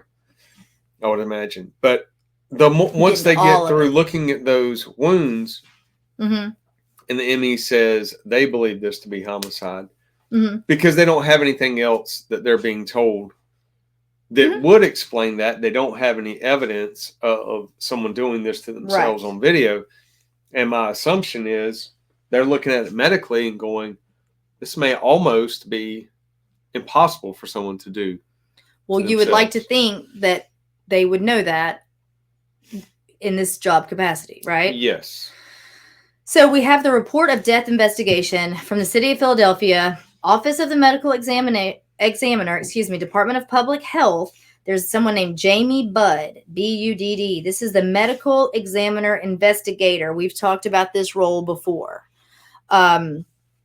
Jamie Budd writes up this report and says, now this is someone who's going to come to the scene. Correct me if I'm wrong on this stuff. So every jurisdiction is a little bit different as to how they handle it or what title of the person is going to be, right? But now we have sometimes these medical examiner investigators that don't have to be physicians. Is that correct? Yes. Okay. So they don't have to be physicians. And when we say medical examiner investigator, that also doesn't mean that they're necessarily incredibly trained in investigations either. It's just I kind of take it as a mixture of assessing the scene, assessing the person, and giving just a broad stroke on all of that. Would that be? Yeah, some jurisdictions will say that it's basically their job as the ME investigators, kind of gathering facts there and getting them back to the ME, and it's staying kind of in-house so they understand it. Okay. It's every jurisdiction is different. Okay. I don't really want to. Sure. But just for an idea for the listeners. So this does not mean this is a physician. This does not mean I'm talking about a homicide investigator. This is a medical examiner investigator. So this is the report written up. I'm just going to read you a portion of it. It talks about like this person, Jamie, will kind of set a narrative, set a scene, right? So he talks about how Samuel reportedly came home from the gym, kicked in the door, found the deceased with a knife in her chest, right? So he kind of goes over the broad story. So we talk about him, the text messages, the phone call, all the stuff. He notices a knife in her chest and he stopped attempting CPR per this MEI. So he says, the decedent is found supine in the kitchen with her head and some of her upper body or shoulders resting against the lower half of the kitchen cabinets. Well, that would be consistent with the picture that we saw with the blood pattern, right? There is a knife embedded in her left chest through her clothing. Say that again for me. There is a knife embedded in her left chest through her clothing. Okay. Two things about that we're going to touch on. The decedent has multiple stab wounds at the chest where the knife is located, a few superficial grouped nearby, one to the left upper chest near the clavicle, two more at the mid-chest between and just below the breasts. She is clad in a zipped-up shirt. There's a typo and wrote a zipper-up shirt. Typos bug me in these reports. I know they can happen, but it just... zipped-up shirt, over top a T-shirt, sweatpants, underwear, and UGG boots. There are defects to the shirts consistent with the underlying wounds. So what that means is there are holes in her zip-up hoodie and in her T-shirt because every time that she has been stabbed at whomever's hand, it's gone through these two layers of clothing into her body. Okay? Blood is present on the head, in the hair, on the front side of the shirts, along her pants, on the front side and top of both of her boots. The right boot has blood on the sole. The blood around her, there's another typo here. The blood around her is generally confined to the area of the body, on the floor underneath, on the cabinets behind her, and two separate drops on the granite countertop above. He says a few kitchen knives are in the sink adjacent to the body. There is no evidence of blood there. A knife block is lying on the counter, turned over to the side. No blood there. The knife in her body is consistent with the knife set found in the sink and in the block. So this is interesting as well. And we're going to talk about why here in a moment. The lock, a common solid bar door guard, is broken, obviously forced in, consistent with the fiance's report. Oh my, let's unpack that real quick. There is a knife embedded in her chest through her clothing. When someone commits suicide by way of knife, what would you say is first of all, that in and of itself is a bit of a more rare method of suicide. Yes. It does happen, so you can't discount it, but it's more rare already. But within that grouping, what would be the percentage you would say of people who do that outside of through their clothing? That's putting you on the spot with the percentage, but you know what I'm saying? Like, I would be expecting if somebody were stabbing themselves and doing it in this manner, this many times, I would not expect them to even be of sound mind. Almost, maybe a schizophrenic episode or something. Right. A much more rash decision, like a very, very hasty decision, right? I would assume if this is the only method someone has to completion, potentially they would be nude or no clothing if they're actually trying to make sure they're going to hit their heart or arteries. But I mean, even then, that's a stretch. This is rare. And over again. But also, then when we continue to talk about it and we talk about this scene, so she's got holes in her clothing where the knives had been, or the knife wounds took place. So authorities get there. You see the blood, you see the knife, the one knife. If the medical examiner investigator, who then leaves with Ellen to the morgue to make sure that the knife stays in her where it is, okay? In his report, before he leaves, is saying there's a knife block overturned. Knives have fallen in the sink. Yeah. We find out later that the blueberries had spilled because the bowl was overturned. I mean, come on. How much of a stretch is it to, at least on the surface, consider a struggle? Consider something. I would almost say, well, we definitely can say that is a sign of heightened excitement one way or another. So if someone were having some type of episode, then they would yank a knife out. Also, someone would yank a knife out if they were going to attack somebody. But she's 27 years old. Yep. And quite often by 27 years old, if you have such a schizophreniform or such a mental illness that you are prone to psychiatric breaks or having, quote, an episode, by now, people know this about you. It's these things don't now start appearing pushing 30 years old. No, and I apologize. That's not. No. I know you're saying, like, hypothetically, maybe in that scenario, this could make sense, but she doesn't have that kind of history. No, right? And we know that. I know you're not saying. Yeah, everything in that scene looks like she is prepping a meal. Yeah. Right? I mean, I know I'm saying that and you're like, yeah, genius. No, but I'm going through it in my head and I'm picturing that and I've seen it. That knife block turned over, knives sprawled into the sink. Like, even if very likely if I'm to turn in the kitchen and I'm clumsy and let's say my elbow hits the knife block, first of all, it's not turning over. Because it just doesn't you got pretty knock. You kind of got to knock it over. And even if I bumped it and it falls over, knives generally aren't going to fly out of it into the sink, right? They might kind of get loose or kind of fall out an inch or two.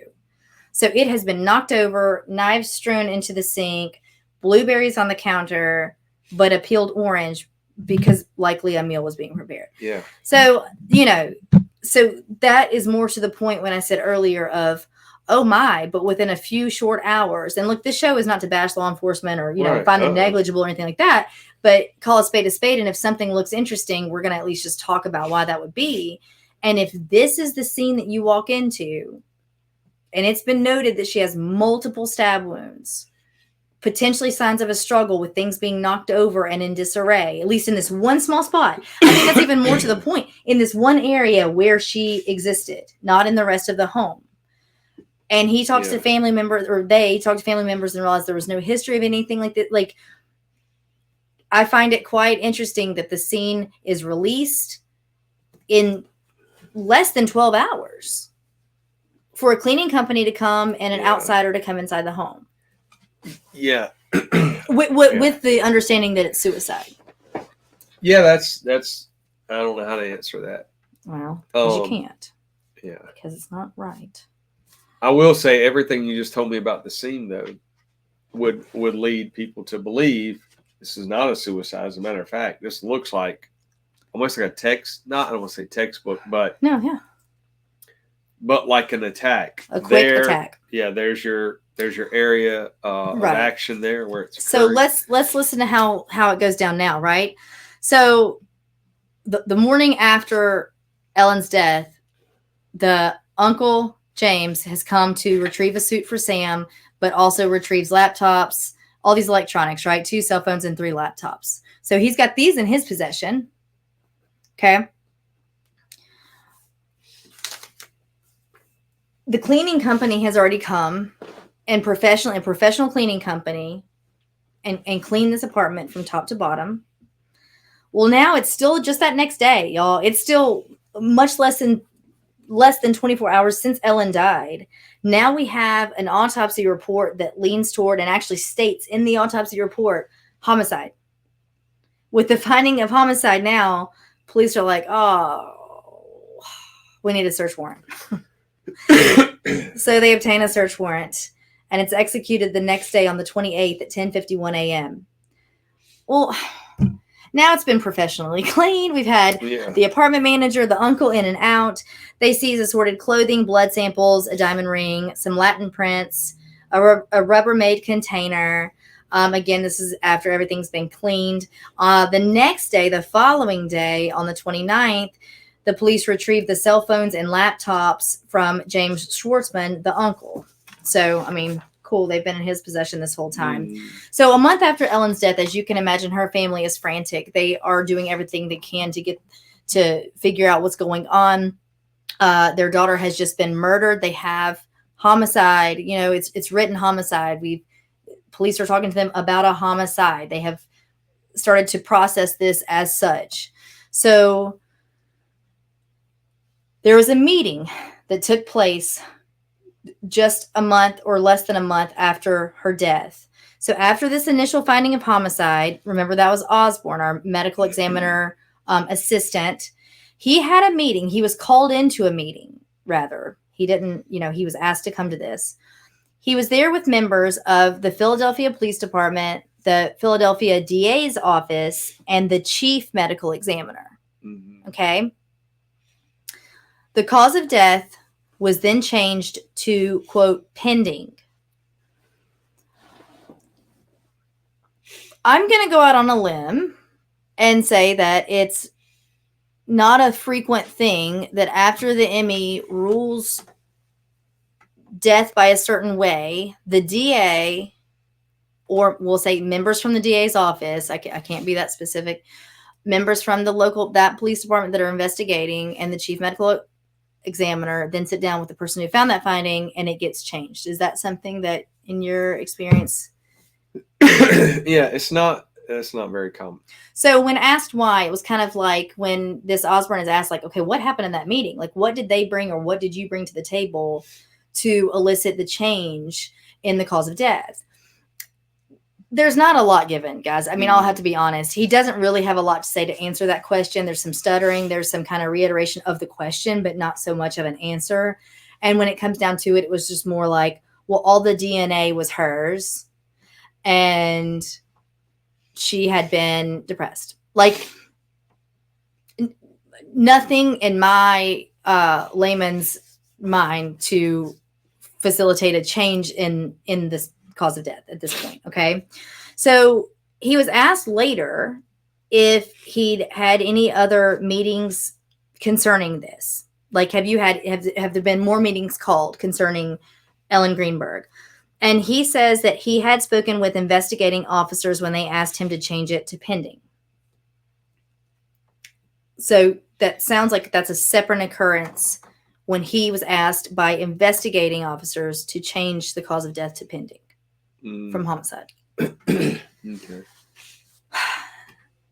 It just is starting to stink, right? So evidently between her history, like I said, of anxiety and the DNA being hers, they did say at some point after they've recovered her computers from the uncle, so now they can search them. And they say that there were Google searches that said things like painless suicide, fast, painless suicide, fast. Okay. Yeah. So that was enough for them to change it. So when they ask Osborne if he'd ever had any other meetings like this, he asks specifically in this case or in any case before. And they say in any case. And he says, no, I've never had a meeting like that before. So in his experience as assistant medical examiner, he's never sat down with the DA's office and police department and been encouraged to change his diagnosis of a source of the cause of death. So then on April 4th of that same year, so March, so three months later, not even 3 months later, Osborne officially changes the finding to suicide. And at this point, the family begins their own investigation. Quick side note, I'm not wrapping it up right now. I've got more to say, but we're already an hour and a half in, and I'm not trying to give you guys like a 4-hour podcast. Please know that if you were discouraged or if it ruffled your feathers or if you now question some things because of what we just mentioned in the Google searches about painless suicide and these kinds of things, she didn't die by anything painless or quick. Exactly. So even if she were contemplating suicide, what happened to her was the opposite of what she had researched. So unfortunately, people do things for strange reasons or things that we can't understand. And people do hurt themselves. People do sometimes want to feel pain. So it's not to say that people can't commit suicide in a way that they know is going to be painful. Right. But that's here. Her death was definitely not fast. It was deliberate, and it was definitely not without pain. And that's just not what she Googled. So just keep that in mind as well. So now the family, that's it. They're getting private detectives. They're getting everything they can, lawyers, they're whatever, because they're like, we will not have her death labeled suicide. That's not even at all happened. That wasn't even your initial finding of what happened. Right. So we're not going to do that. So we have the release of evidence from the police custody back to Sam Goldberg on April 7th. So they officially rule her a suicide on April 4th. 3 days later, what they have in their possession, the investigators, in terms of electronics, I've got the piece of paper here, which is just like their a copy of their release form, basically to exchange custody back to him of these things. And so it's one black Apple MacBook laptop computer with a serial number on it. And I just saved this to read to you because it says circumstances, and it says above item secured for investigation regarding a homicide investigation at their address on January 26th. So it's just kind of reiterates that, like, well, we had it because we were investigating a homicide, but now it's a suicide. So there's that. On January 11th of the following year. Okay, so now it's January 11th, 2012. On this date, this summary was written. At this point, the family had hired Dr. Cyril Wett, which we're going to talk about him. You've probably, if you are into any kind of true crime or just follow even some of the big cases, you've likely heard his name before. And he was is a forensic pathologist that Ellen's mother and father had hired.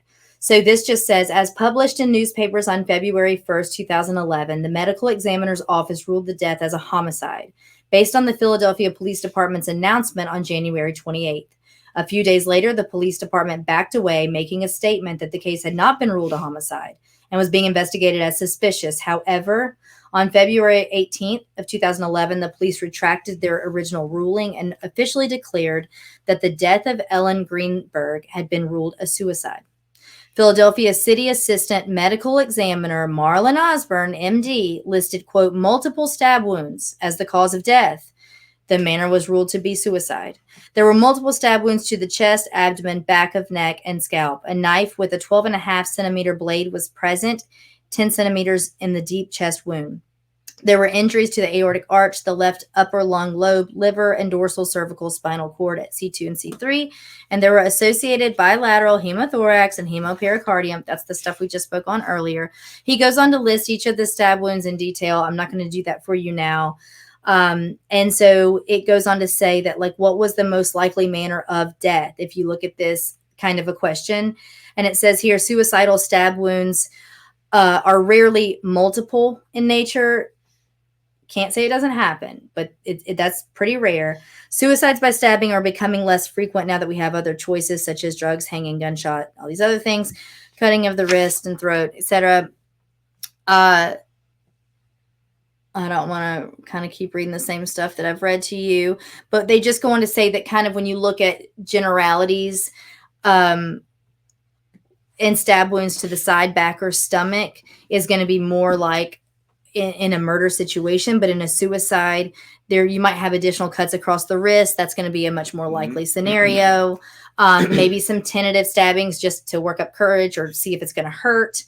And so he says that the multiple stab wounds to the back of the upper neck and the lower head found in the autopsy were unlikely suicidal stab wounds, especially the different directions. And then he goes on to list the letter numbers that they were labeled as, with vertical direction to the left and right, straight vertical direction, and right to left. So remember when I told you that they tell you kind of which direction the knives were tilted or which way they were faced or what direction they were put and moved in? It's all over the place. Meaning if I'm doing that to someone else and they're struggling and I'm stabbing, they are all over the place. If you're doing it to yourself, you're much more likely to have them more symmetrical, more in the same area. You're probably not moving your wrist and moving this knife, this blade in all these different directions. Would you agree with that, Brian? I would, in fact. Thank you. I mean, I would. No, I know. So let's see here. The location of stab wounds high up the back of neck and lower back of head are also unlikely for self-inflicted wounds. So this also goes on to touch on what we spoke on earlier, how a suicide victim will rarely stab herself through her clothing. Instead, she would stab through an open shirt to expose the skin. Through clothing is more indicative of homicide. We don't know if fingerprints on the knife were taken and examined. Following the review of all submitted documents, the result of the autopsy, and the accounts from the investigation, based upon reasonable degree of medical certainty, it is my professional opinion that the manner of the death of Ellen Greenberg is strongly suspicious of homicide. So this is what, when the family has hired this forensic pathologist, this is the information we are now getting. We now have a letter that I have here. I'll put this stuff on Instagram. This is from August of 2012. All right. So about a year and a half, a little over a year and a half after Ellen's death. And the subject line is, it's from Dr. Gary Collins. And who is it to? None other than our favorite assistant medical examiner, who did, in fact, rule her death a homicide first. But then after that fun little meeting, changed it to suicide. This is from Gary Collins to Marion Osborne. And the subject matter is written reprimand for inaccurate/incomplete autopsy reports. This is just over a year and a half after Ellen's death. So he gets a reprimand. He gets a letter of reprimand to where they actually, I'm not going to bore you with these details, but break down multiple cases that Osborne has been on and worked the autopsy for, and just going to show kind of some negligence in terms of him being inaccurate or lacking the detail needed on some of those. Okay, so we're going to start to wrap it up with a bow, but not without finishing up some of these other things. We have the neuropathological report. Evidently, there was never an actual investigation into observing the spinal cord damage. If you remember, while I want to be in his camp because he initially ruled it Osborne a homicide, and I tend to agree with him fully with this, he also said we also have reports that the spinal cord had not been damaged. That, in fact, not only was that not true, but when we have further autopsies later on, when the family is privately investigating this, they note words like bulging spinal column, laceration. So that, I'll read it to you. So a portion of the spinal cord was retained from the autopsy. So at least we have that. Okay. In the subsequent years after Ellen's death, her family has had multiple experts in different fields. One is Dr. Wayne Ross. Dr. Ross is a neuropathologist and thoroughly examined the remaining portion of the spinal cord and the autopsy report that had initially been done. He concluded from this that her spinal cord would had to have been severed with these wounds. If so, she would have been rendered incapacitated fully. We don't have an order of her stab wounds, right? But we do know that the last one occurred to the chest, right? Because that's where the knife was sticking out of in her chest when first responders got there. That was approximately 4.5 inches deep. That's the one we fully know about. So this rules out suicide in the sense that she could not have severed her own spinal cord. We discussed this the first time we covered the case, and then continued to stab herself after that. That would have, her arms would have been useless. If not severe pain, there would have likely been numbness. She would have been without the ability to have muscular control. On top of that, what is the extenuating circumstance with a stabbing like this? Blood. Blood is slippery. And so in this kitchen knife that doesn't have like the bar, like the ledge that separates the blade from the handle, that might keep your hand on the handle a little better. This doesn't. So your hand's going to slide off of that handle toward the blade. Her hands didn't have any cuts that we know of on them at all. It was not reported that she did. Okay, so she's supposed to be stabbing the back of her neck, slicing her scalp, continuing to stab the back of her neck, chest, abdomen, under the breast, and finally the wound into her heart. Okay, after, per this account, severing her spinal cord. So then we're going to bring back Cyril Wecht. So that's whose report I just read a moment ago, the forensic pathologist. So he covered high-profile cases. That's why I said you probably have heard his name if you were in any of these, if you listen to these kinds of things a lot. This would include Sharon Tate, Elvis Presley, Kurt Cobain, JonBenet Ramsey, the Branch Davidian incident, Lacey Peterson, Anna Nicole Smith, and notably John F. Kennedy. And there he actually criticized the Warren Commission findings concerning JFK's assassination. So this guy has had his hands, quite literally, in a lot of what we would consider in modern-day America giant cases. So the door latch, you remember that first report from the medical examiner investigator? And I don't mean to say that in a way to like poo-poo that field, but just take it for what it is. Know what that person encompasses in terms of their experience or training, and I'm sure that there's quite a spectrum of that, okay? But that door latch that he said the door was kicked in and it was like, it made sense per what her fiance Sam had said. Experts hired by family have said that there's no way this door could have been kicked in due to the fact that not only one, but both screws were in place to the swing bar. So again, there's like the one metal apparatus on the door itself, and there's the swing bar on the door frame.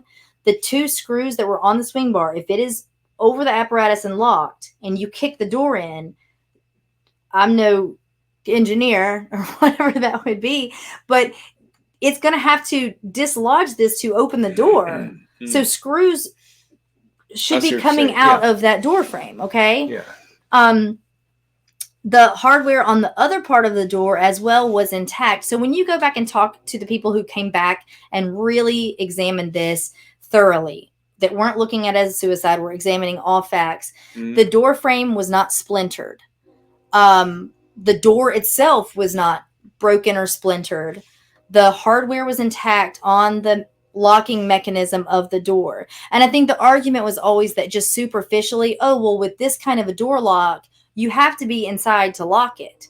Like, he couldn't have done something bad to her, left, and then somehow made that door look like it was locked. Like, yes, he could. Yeah, he could. And we know that he could, right? Because you can just stand there. The door opens, like I said, not a ton, but enough to get a coat hanger, a pencil, a credit card, rubber band. Rubber band. You shut the door. And you just pull it to it and it will shut it. I'm no picking or locking expert, but you know, I mean, I don't think it takes a whole lot of, you know, common sense to know that that's very possible.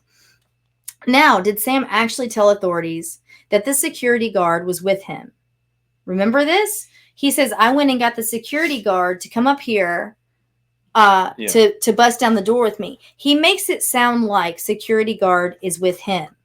But if that was the case, if he told them that the security guard was with him, why aren't they asking security guard questions? Maybe he didn't, but that's kind of how he makes it sound like what happened, right?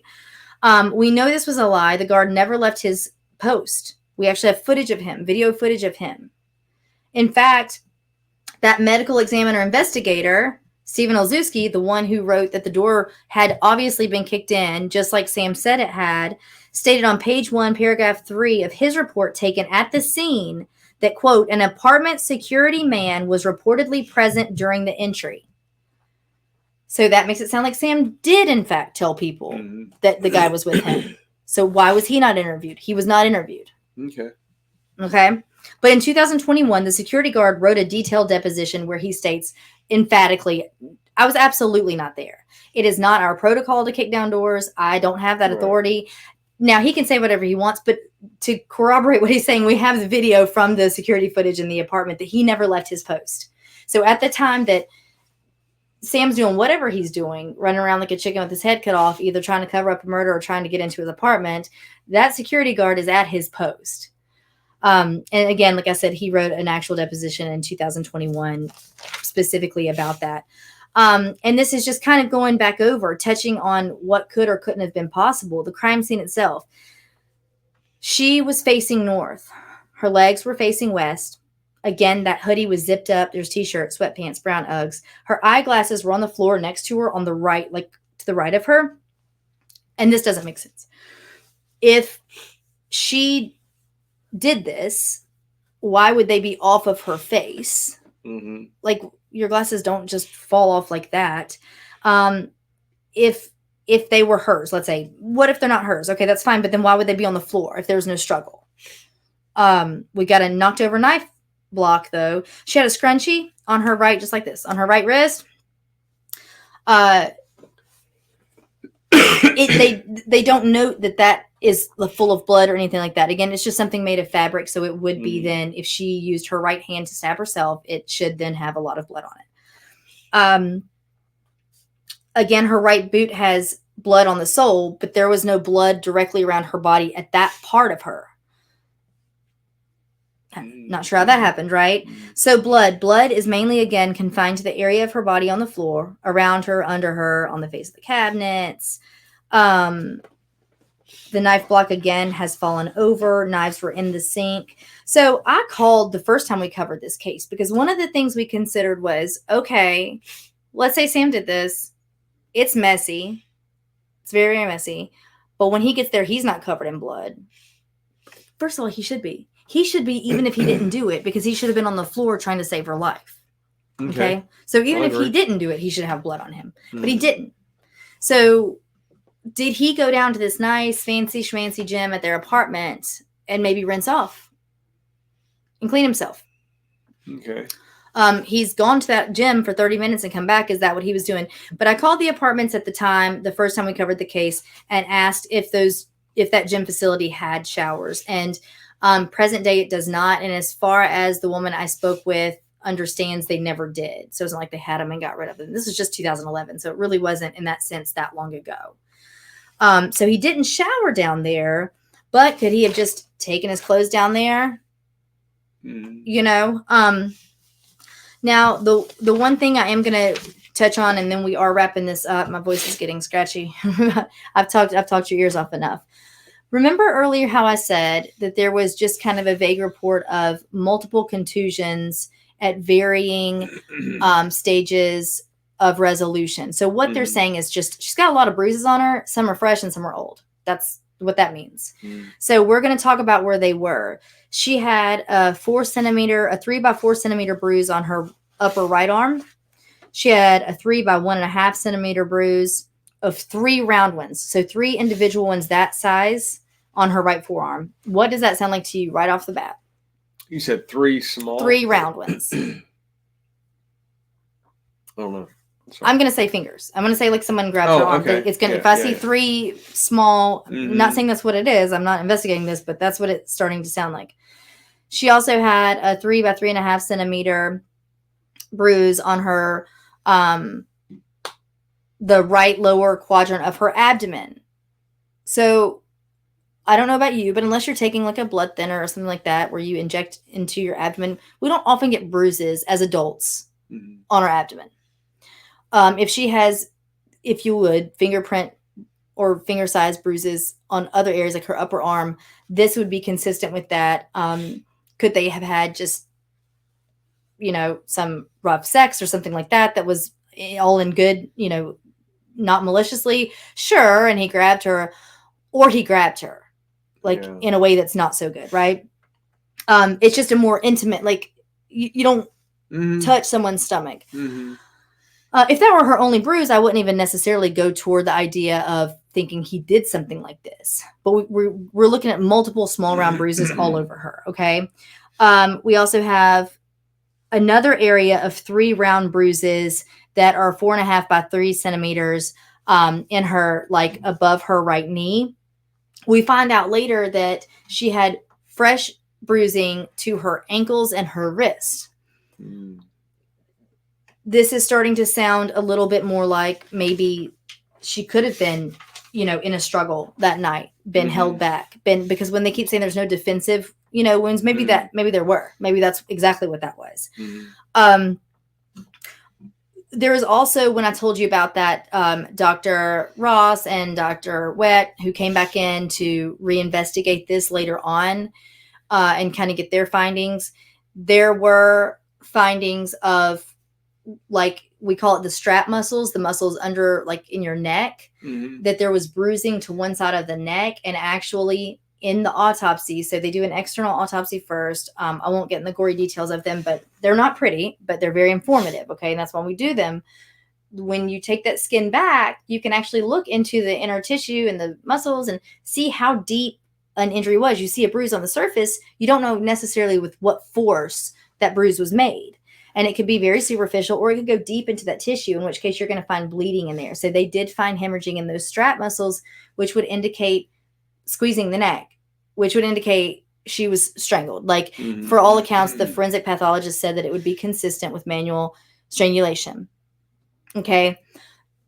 Remember that Ellen had been asking her parents to come stay with them recently. Like recently leading right up to her death. And her dad had said, no fault on her dad. So please, by all means, I don't mean that. But he had just said, it was just something they noted later. Like, it was kind of weird. Like, she's engaged to him. Like, if y'all have issues or whatever, they didn't know of any idea of domestic violence, but we know that happens often. Often victims of domestic violence don't tell the people they're closest to.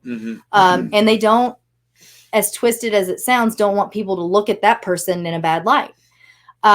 So I'm not surprised if there was domestic violence taking place. I am not surprised that her parents wouldn't necessarily know about it, particularly if they're engaged to be married. Maybe she thinks it'll get better or whatever. Now, this is circumstantial, so I cannot fully corroborate it, but there is report, I've read it more than once, that a good friend of hers did say that she had plans to leave Sam on or around that day. Maybe it was on that day, but the snowstorm was coming, right? So she maybe that kind of changed her plans. So those are all things that might color, this picture for you a little bit better. In 2020, Ellen's parents filed a lawsuit against Philadelphia medical examiner Dr. Sam Gulino in order to have Ellen's official cause of death, suicide, removed from her case file. Dr. Sam Gulino was recently placed on leave at that time, pending an investigation regarding, if you remember the first time we covered this, the mishandling of victims' remains from the 1985 move bombing. They realized that he had done some things not so great during that. So in 2020, when they tried to sue him to remove the ruling of suicide from her cause of death, he actually was kind of incapacitated at that moment, in the sense that he had recently been put on leave. Okay. So then this past September, so just September 14th of 2023, okay, guys, right at almost a year ago from when we're airing tonight, there was a ruling that concluded that the case was going to be keeping with the original cause of death as a suicide. You guys, this has been going on since 2011. Her family has spent countless dollars and time and effort and heartbreak to really get somebody to look at this. Please, someone take suicide off of there. Please relook at this, something. They did plan to appeal the decision to the state Supreme Court. Her death is also being reviewed by the Chester County District Attorney's Office. And the family is actually pursuing a separate civil lawsuit alleging a cover-up over her death. I think that they think that maybe there was some negligence initially, and that to kind of cover up the negligence, we're just going to make it a suicide and call it a day. Maybe not, but we did talk about shutting that crime scene awfully, awfully early, and that could have been completely benign, not a cover-up intentionally on their part. But interestingly enough, so Sam Goldberg was married almost exactly 3 years later in January of 2014 to a woman named Caroline Schnee, and owns a men's designer clothing company in New York. But the last thing I'm leaving you with, and probably the best part of the whole night, is that, we cover these cases, and I've told you there are a handful that just like stick with you. And if we ever see updates, since most of the stories we cover are unresolved or unsolved, whenever I see an update come through, I just get elated. I mean, and the hairs will stand up on your arms. And I follow the Justice for Ellen Instagram page, like I spoke to you about at the beginning of the show. And just recently, they put a post up in elation that in late July of this year, so just 2 months ago, less than 2 months ago, remember how I told you that they were going to appeal the decision with the state Supreme Court? Well, they did, and they got their appeal, and the Pennsylvania Supreme Court has decided to hear arguments over Ellen's death. Oh. It's not done yet. They're going to have a lot. There's a lot ahead of them now, but full steam ahead. I mean, it's the first time they've gotten an opening, the first time they've gotten a shot. So then and I don't know if they were to rule it or however that plays out, and they say this does not appear to be a suicide. Then we've got a murder investigation. Agency investigate it? Because it's in their jurisdiction? I would assume so. Yeah. And that makes me wonder if Sam, who's been married for about a decade now, might be not sleeping so great at night. I'm not saying anything. I'm not implicating anyone. Yeah. Yeah, I mean, and I know. Here's the deal. Here's what. Did you do it? I don't know. I don't believe it was a third-party intruder. Okay. None of that makes sense. Why would you go in and do that and leave and lock the door behind you? Like, nothing there makes any kind of sense whatsoever. There's another argument there, but I don't even want to say it because I don't even want to say it. Okay. But are you in my same camp or no on that one? Yeah, I'm in the camp that if I'm looking at something like that and there's a third party, then I better have some kind of proof that a third party got into that dwelling one way or another. Yeah. Take that for whatever it's worth. Yep. Then two, if I'm looking at it and he's the suspect, then it's like Occam's razor. That seems to be the easiest solution. If you hear hooves, don't think zebras. What's that? If you hear hooves, don't think zebras. Like, it's most likely going to be horses. Yeah. I guess unless you're in Africa. That's true. I never heard that before. It kind of goes along though. No. And then third, if you're looking at it as a suicide, where is the blatant evidence for that? And I think that's the thing is like how everything switched. Shut it down. It's a suicide, but why? Where's the evidence? And my last part on like the details.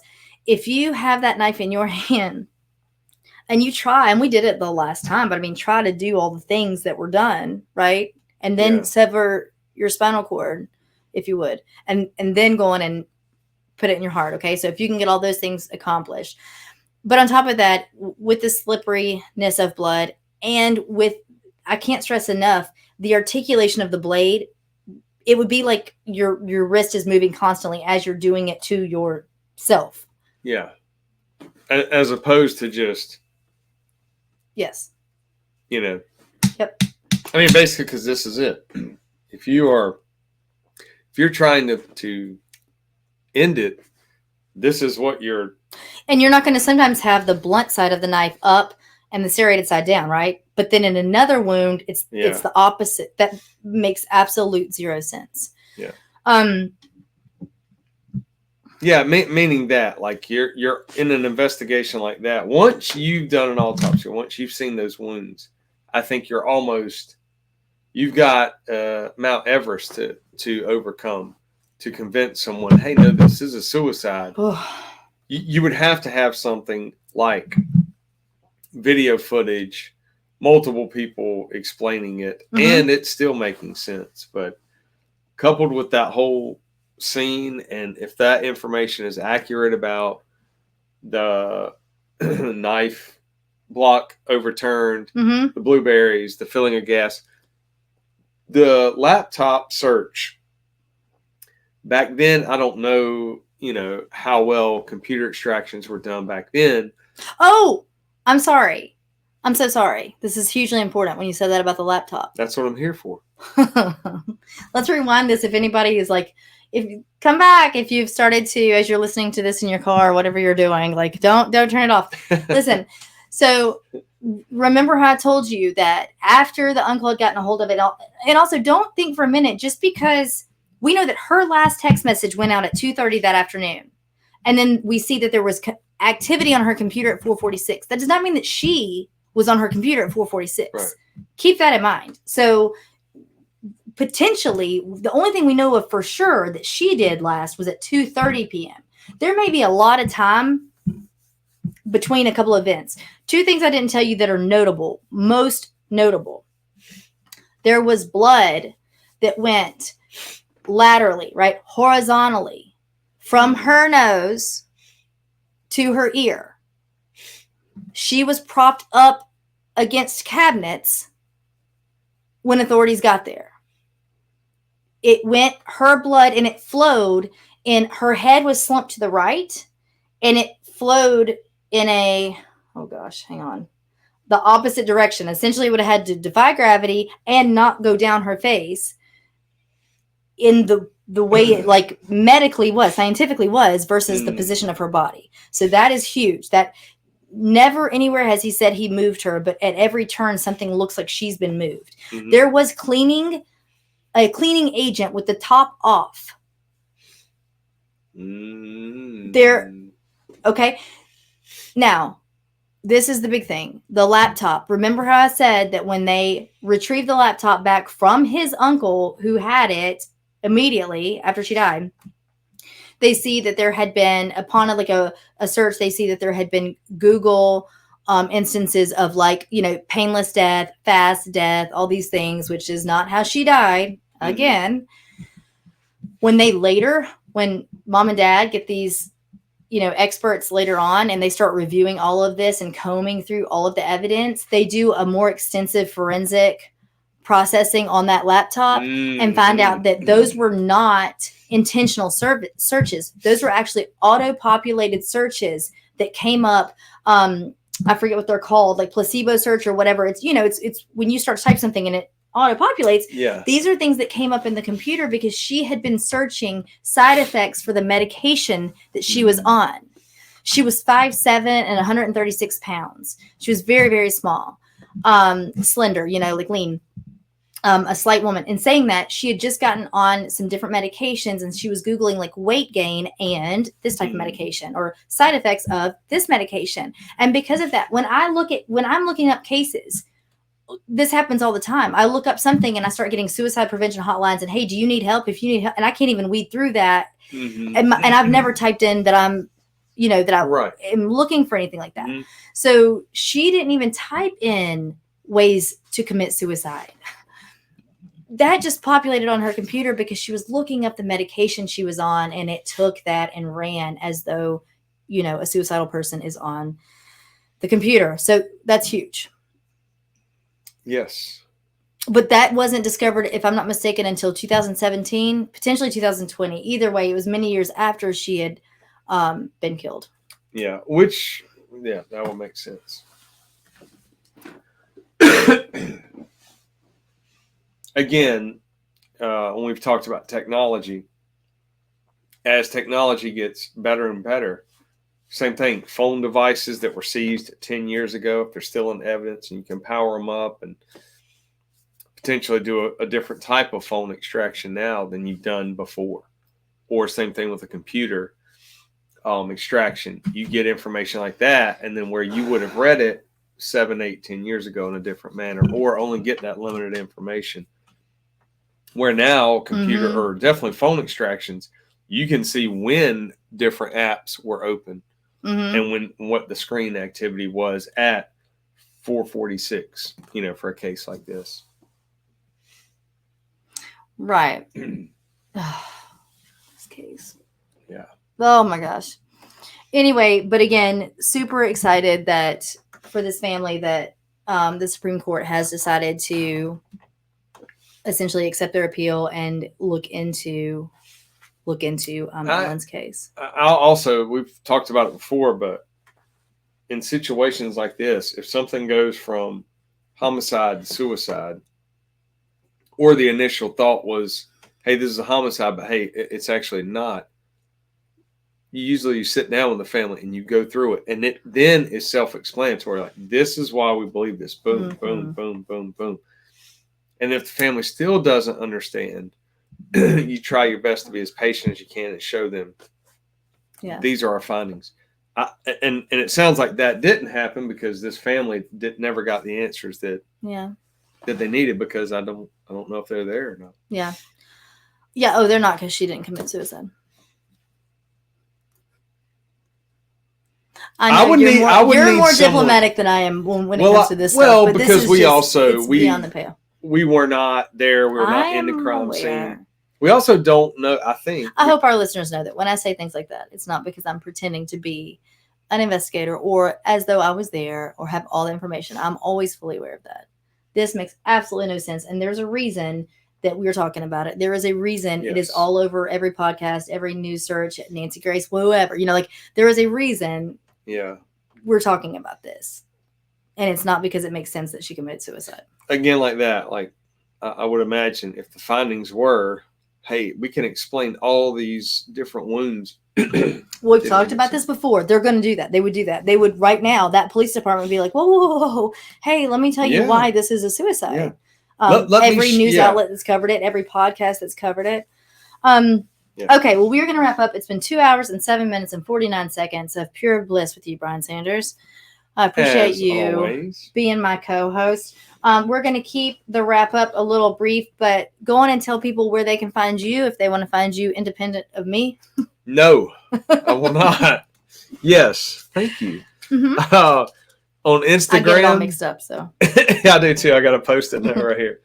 On Instagram, it's _disruptors_podcast.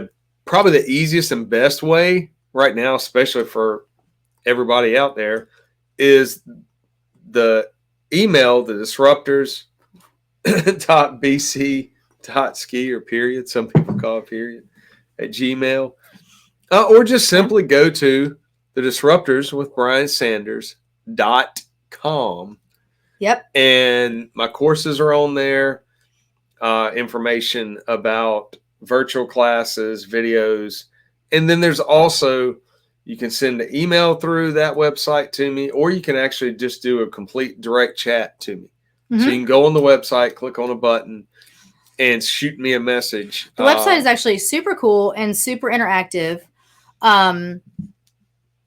Like you said, it connects back to merch, gang class dates and times. They won't always be gang classes. That's what he's doing right now. But it breaks it all down for you, so we don't have to bore you with it now. But very specific instruction, different chunks of time. So that's different prices. Right now, he's got an October 2nd and 3rd course that's going to be actually in person in Wilmington, North Carolina. And I encourage you all. I've heard nothing but great feedback about those classes that he teaches. So definitely check out that website. You can also follow him at Brian Sanders Disruptors on Instagram, or the Disruptors Podcast on Instagram, and by the same name on YouTube for his channel there. He's had some really cool guests lately on his show, so you're going to have to check that out. I'm not going to spoil it. I'll let him get around to dropping those when he will, but some pretty fun stuff. If you like to listen to some of the things he talks about in terms of other law enforcement or potential like people who used to do some kind of wild things that have learned the error of their ways, or if you know the music he likes to listen to, all of those things wrapped up. The past 2 or 3 interviews or episodes he's had have been pretty cool. So there's that. On my end, just follow me at Andrea Upload on Instagram and also on YouTube, if you will. I need to make a Facebook page for that. I keep forgetting because a lot of these family members and things that I reach out to don't actually have, they're a little bit older and like myself because I've still got Facebook. And so sometimes I can't find people on Instagram like I would like to. And we know that social media is sometimes the easiest way to get in touch with people. That's how I've had the most reception from some of the interviews we've done. So there's that. I'm going to break the silence that we do have a sponsor. I can't say the company yet because we're still signing some things on the dotted line, but we're really, really pumped. And just in general, it's going to be like I don't know, like an apparel type place, but it's really cool. It was like kind of a newer company in the Southeast. And so that coupled with some of their designs, coupled with them wanting to get their name out there, it just kind of all worked. That I'm always like, I don't want to get jinxed. Don't jinx. But no, you're right. Yeah. So it is cool. I am excited. And I'm such a jinx or we call it hypochondriac. No, I'm not a hypochondriac. No, yes, superstitious. Oh yeah. Superstitious hypochondriac. I'm just a little stitious. That's just a little stitious. Yeah, that's all. Yes, but yeah, it'll be cool. Yeah, I'm excited. I agree. Well, you guys, we obviously said the word suicide a whole lot tonight. So if you are our typical listeners and you like to be live in the chats, Nightshift is a live YouTube channel. So often on Tuesday nights we are live, and you can get in the chats for free and discuss the case with us, have a little banter, have a little fun with us. But we got dropped a couple of weeks ago when we did a case that involved discussing suicide from our live stream. And so we've got to figure out how to navigate that moving forward, because if you say the word suicide in a live stream, you get dropped. And then if that happens more than 2 or 3 times, they can actually take your whole YouTube channel. So I'm trying to avoid that happening. So we went on and pre-recorded this one to drop not live after the fact. But in case you are some of our regular listeners, that will explain to you why we did what we did tonight. But we hope to be back next week live. I've got a case brewing that I've been studying up on that I don't think we'll be talking about suicide, so we can do it live and we get to engage with you guys some more. So I think that's all. I've talked for a long time. I'm glad. Are you done? You done here? Yeah, my throat, my sinuses, everything. He's a hypochondriac. Hypochondriac. See how all of a sudden I got better? Yeah. You made me laugh. Yes. Well, why don't you tell everybody good night? All right. Y'all take care. Good night. Seems like it makes you so uncomfortable. It does. But because I don't like saying goodbye. All right. Well, that's sweet I of you. I never can say it. Oh my. All right. Well, we love you guys. Thank you for your support. Thank you for all you do and listening to us and all of that. So we will see you guys soon. Until then, we will see y'all next Tuesday.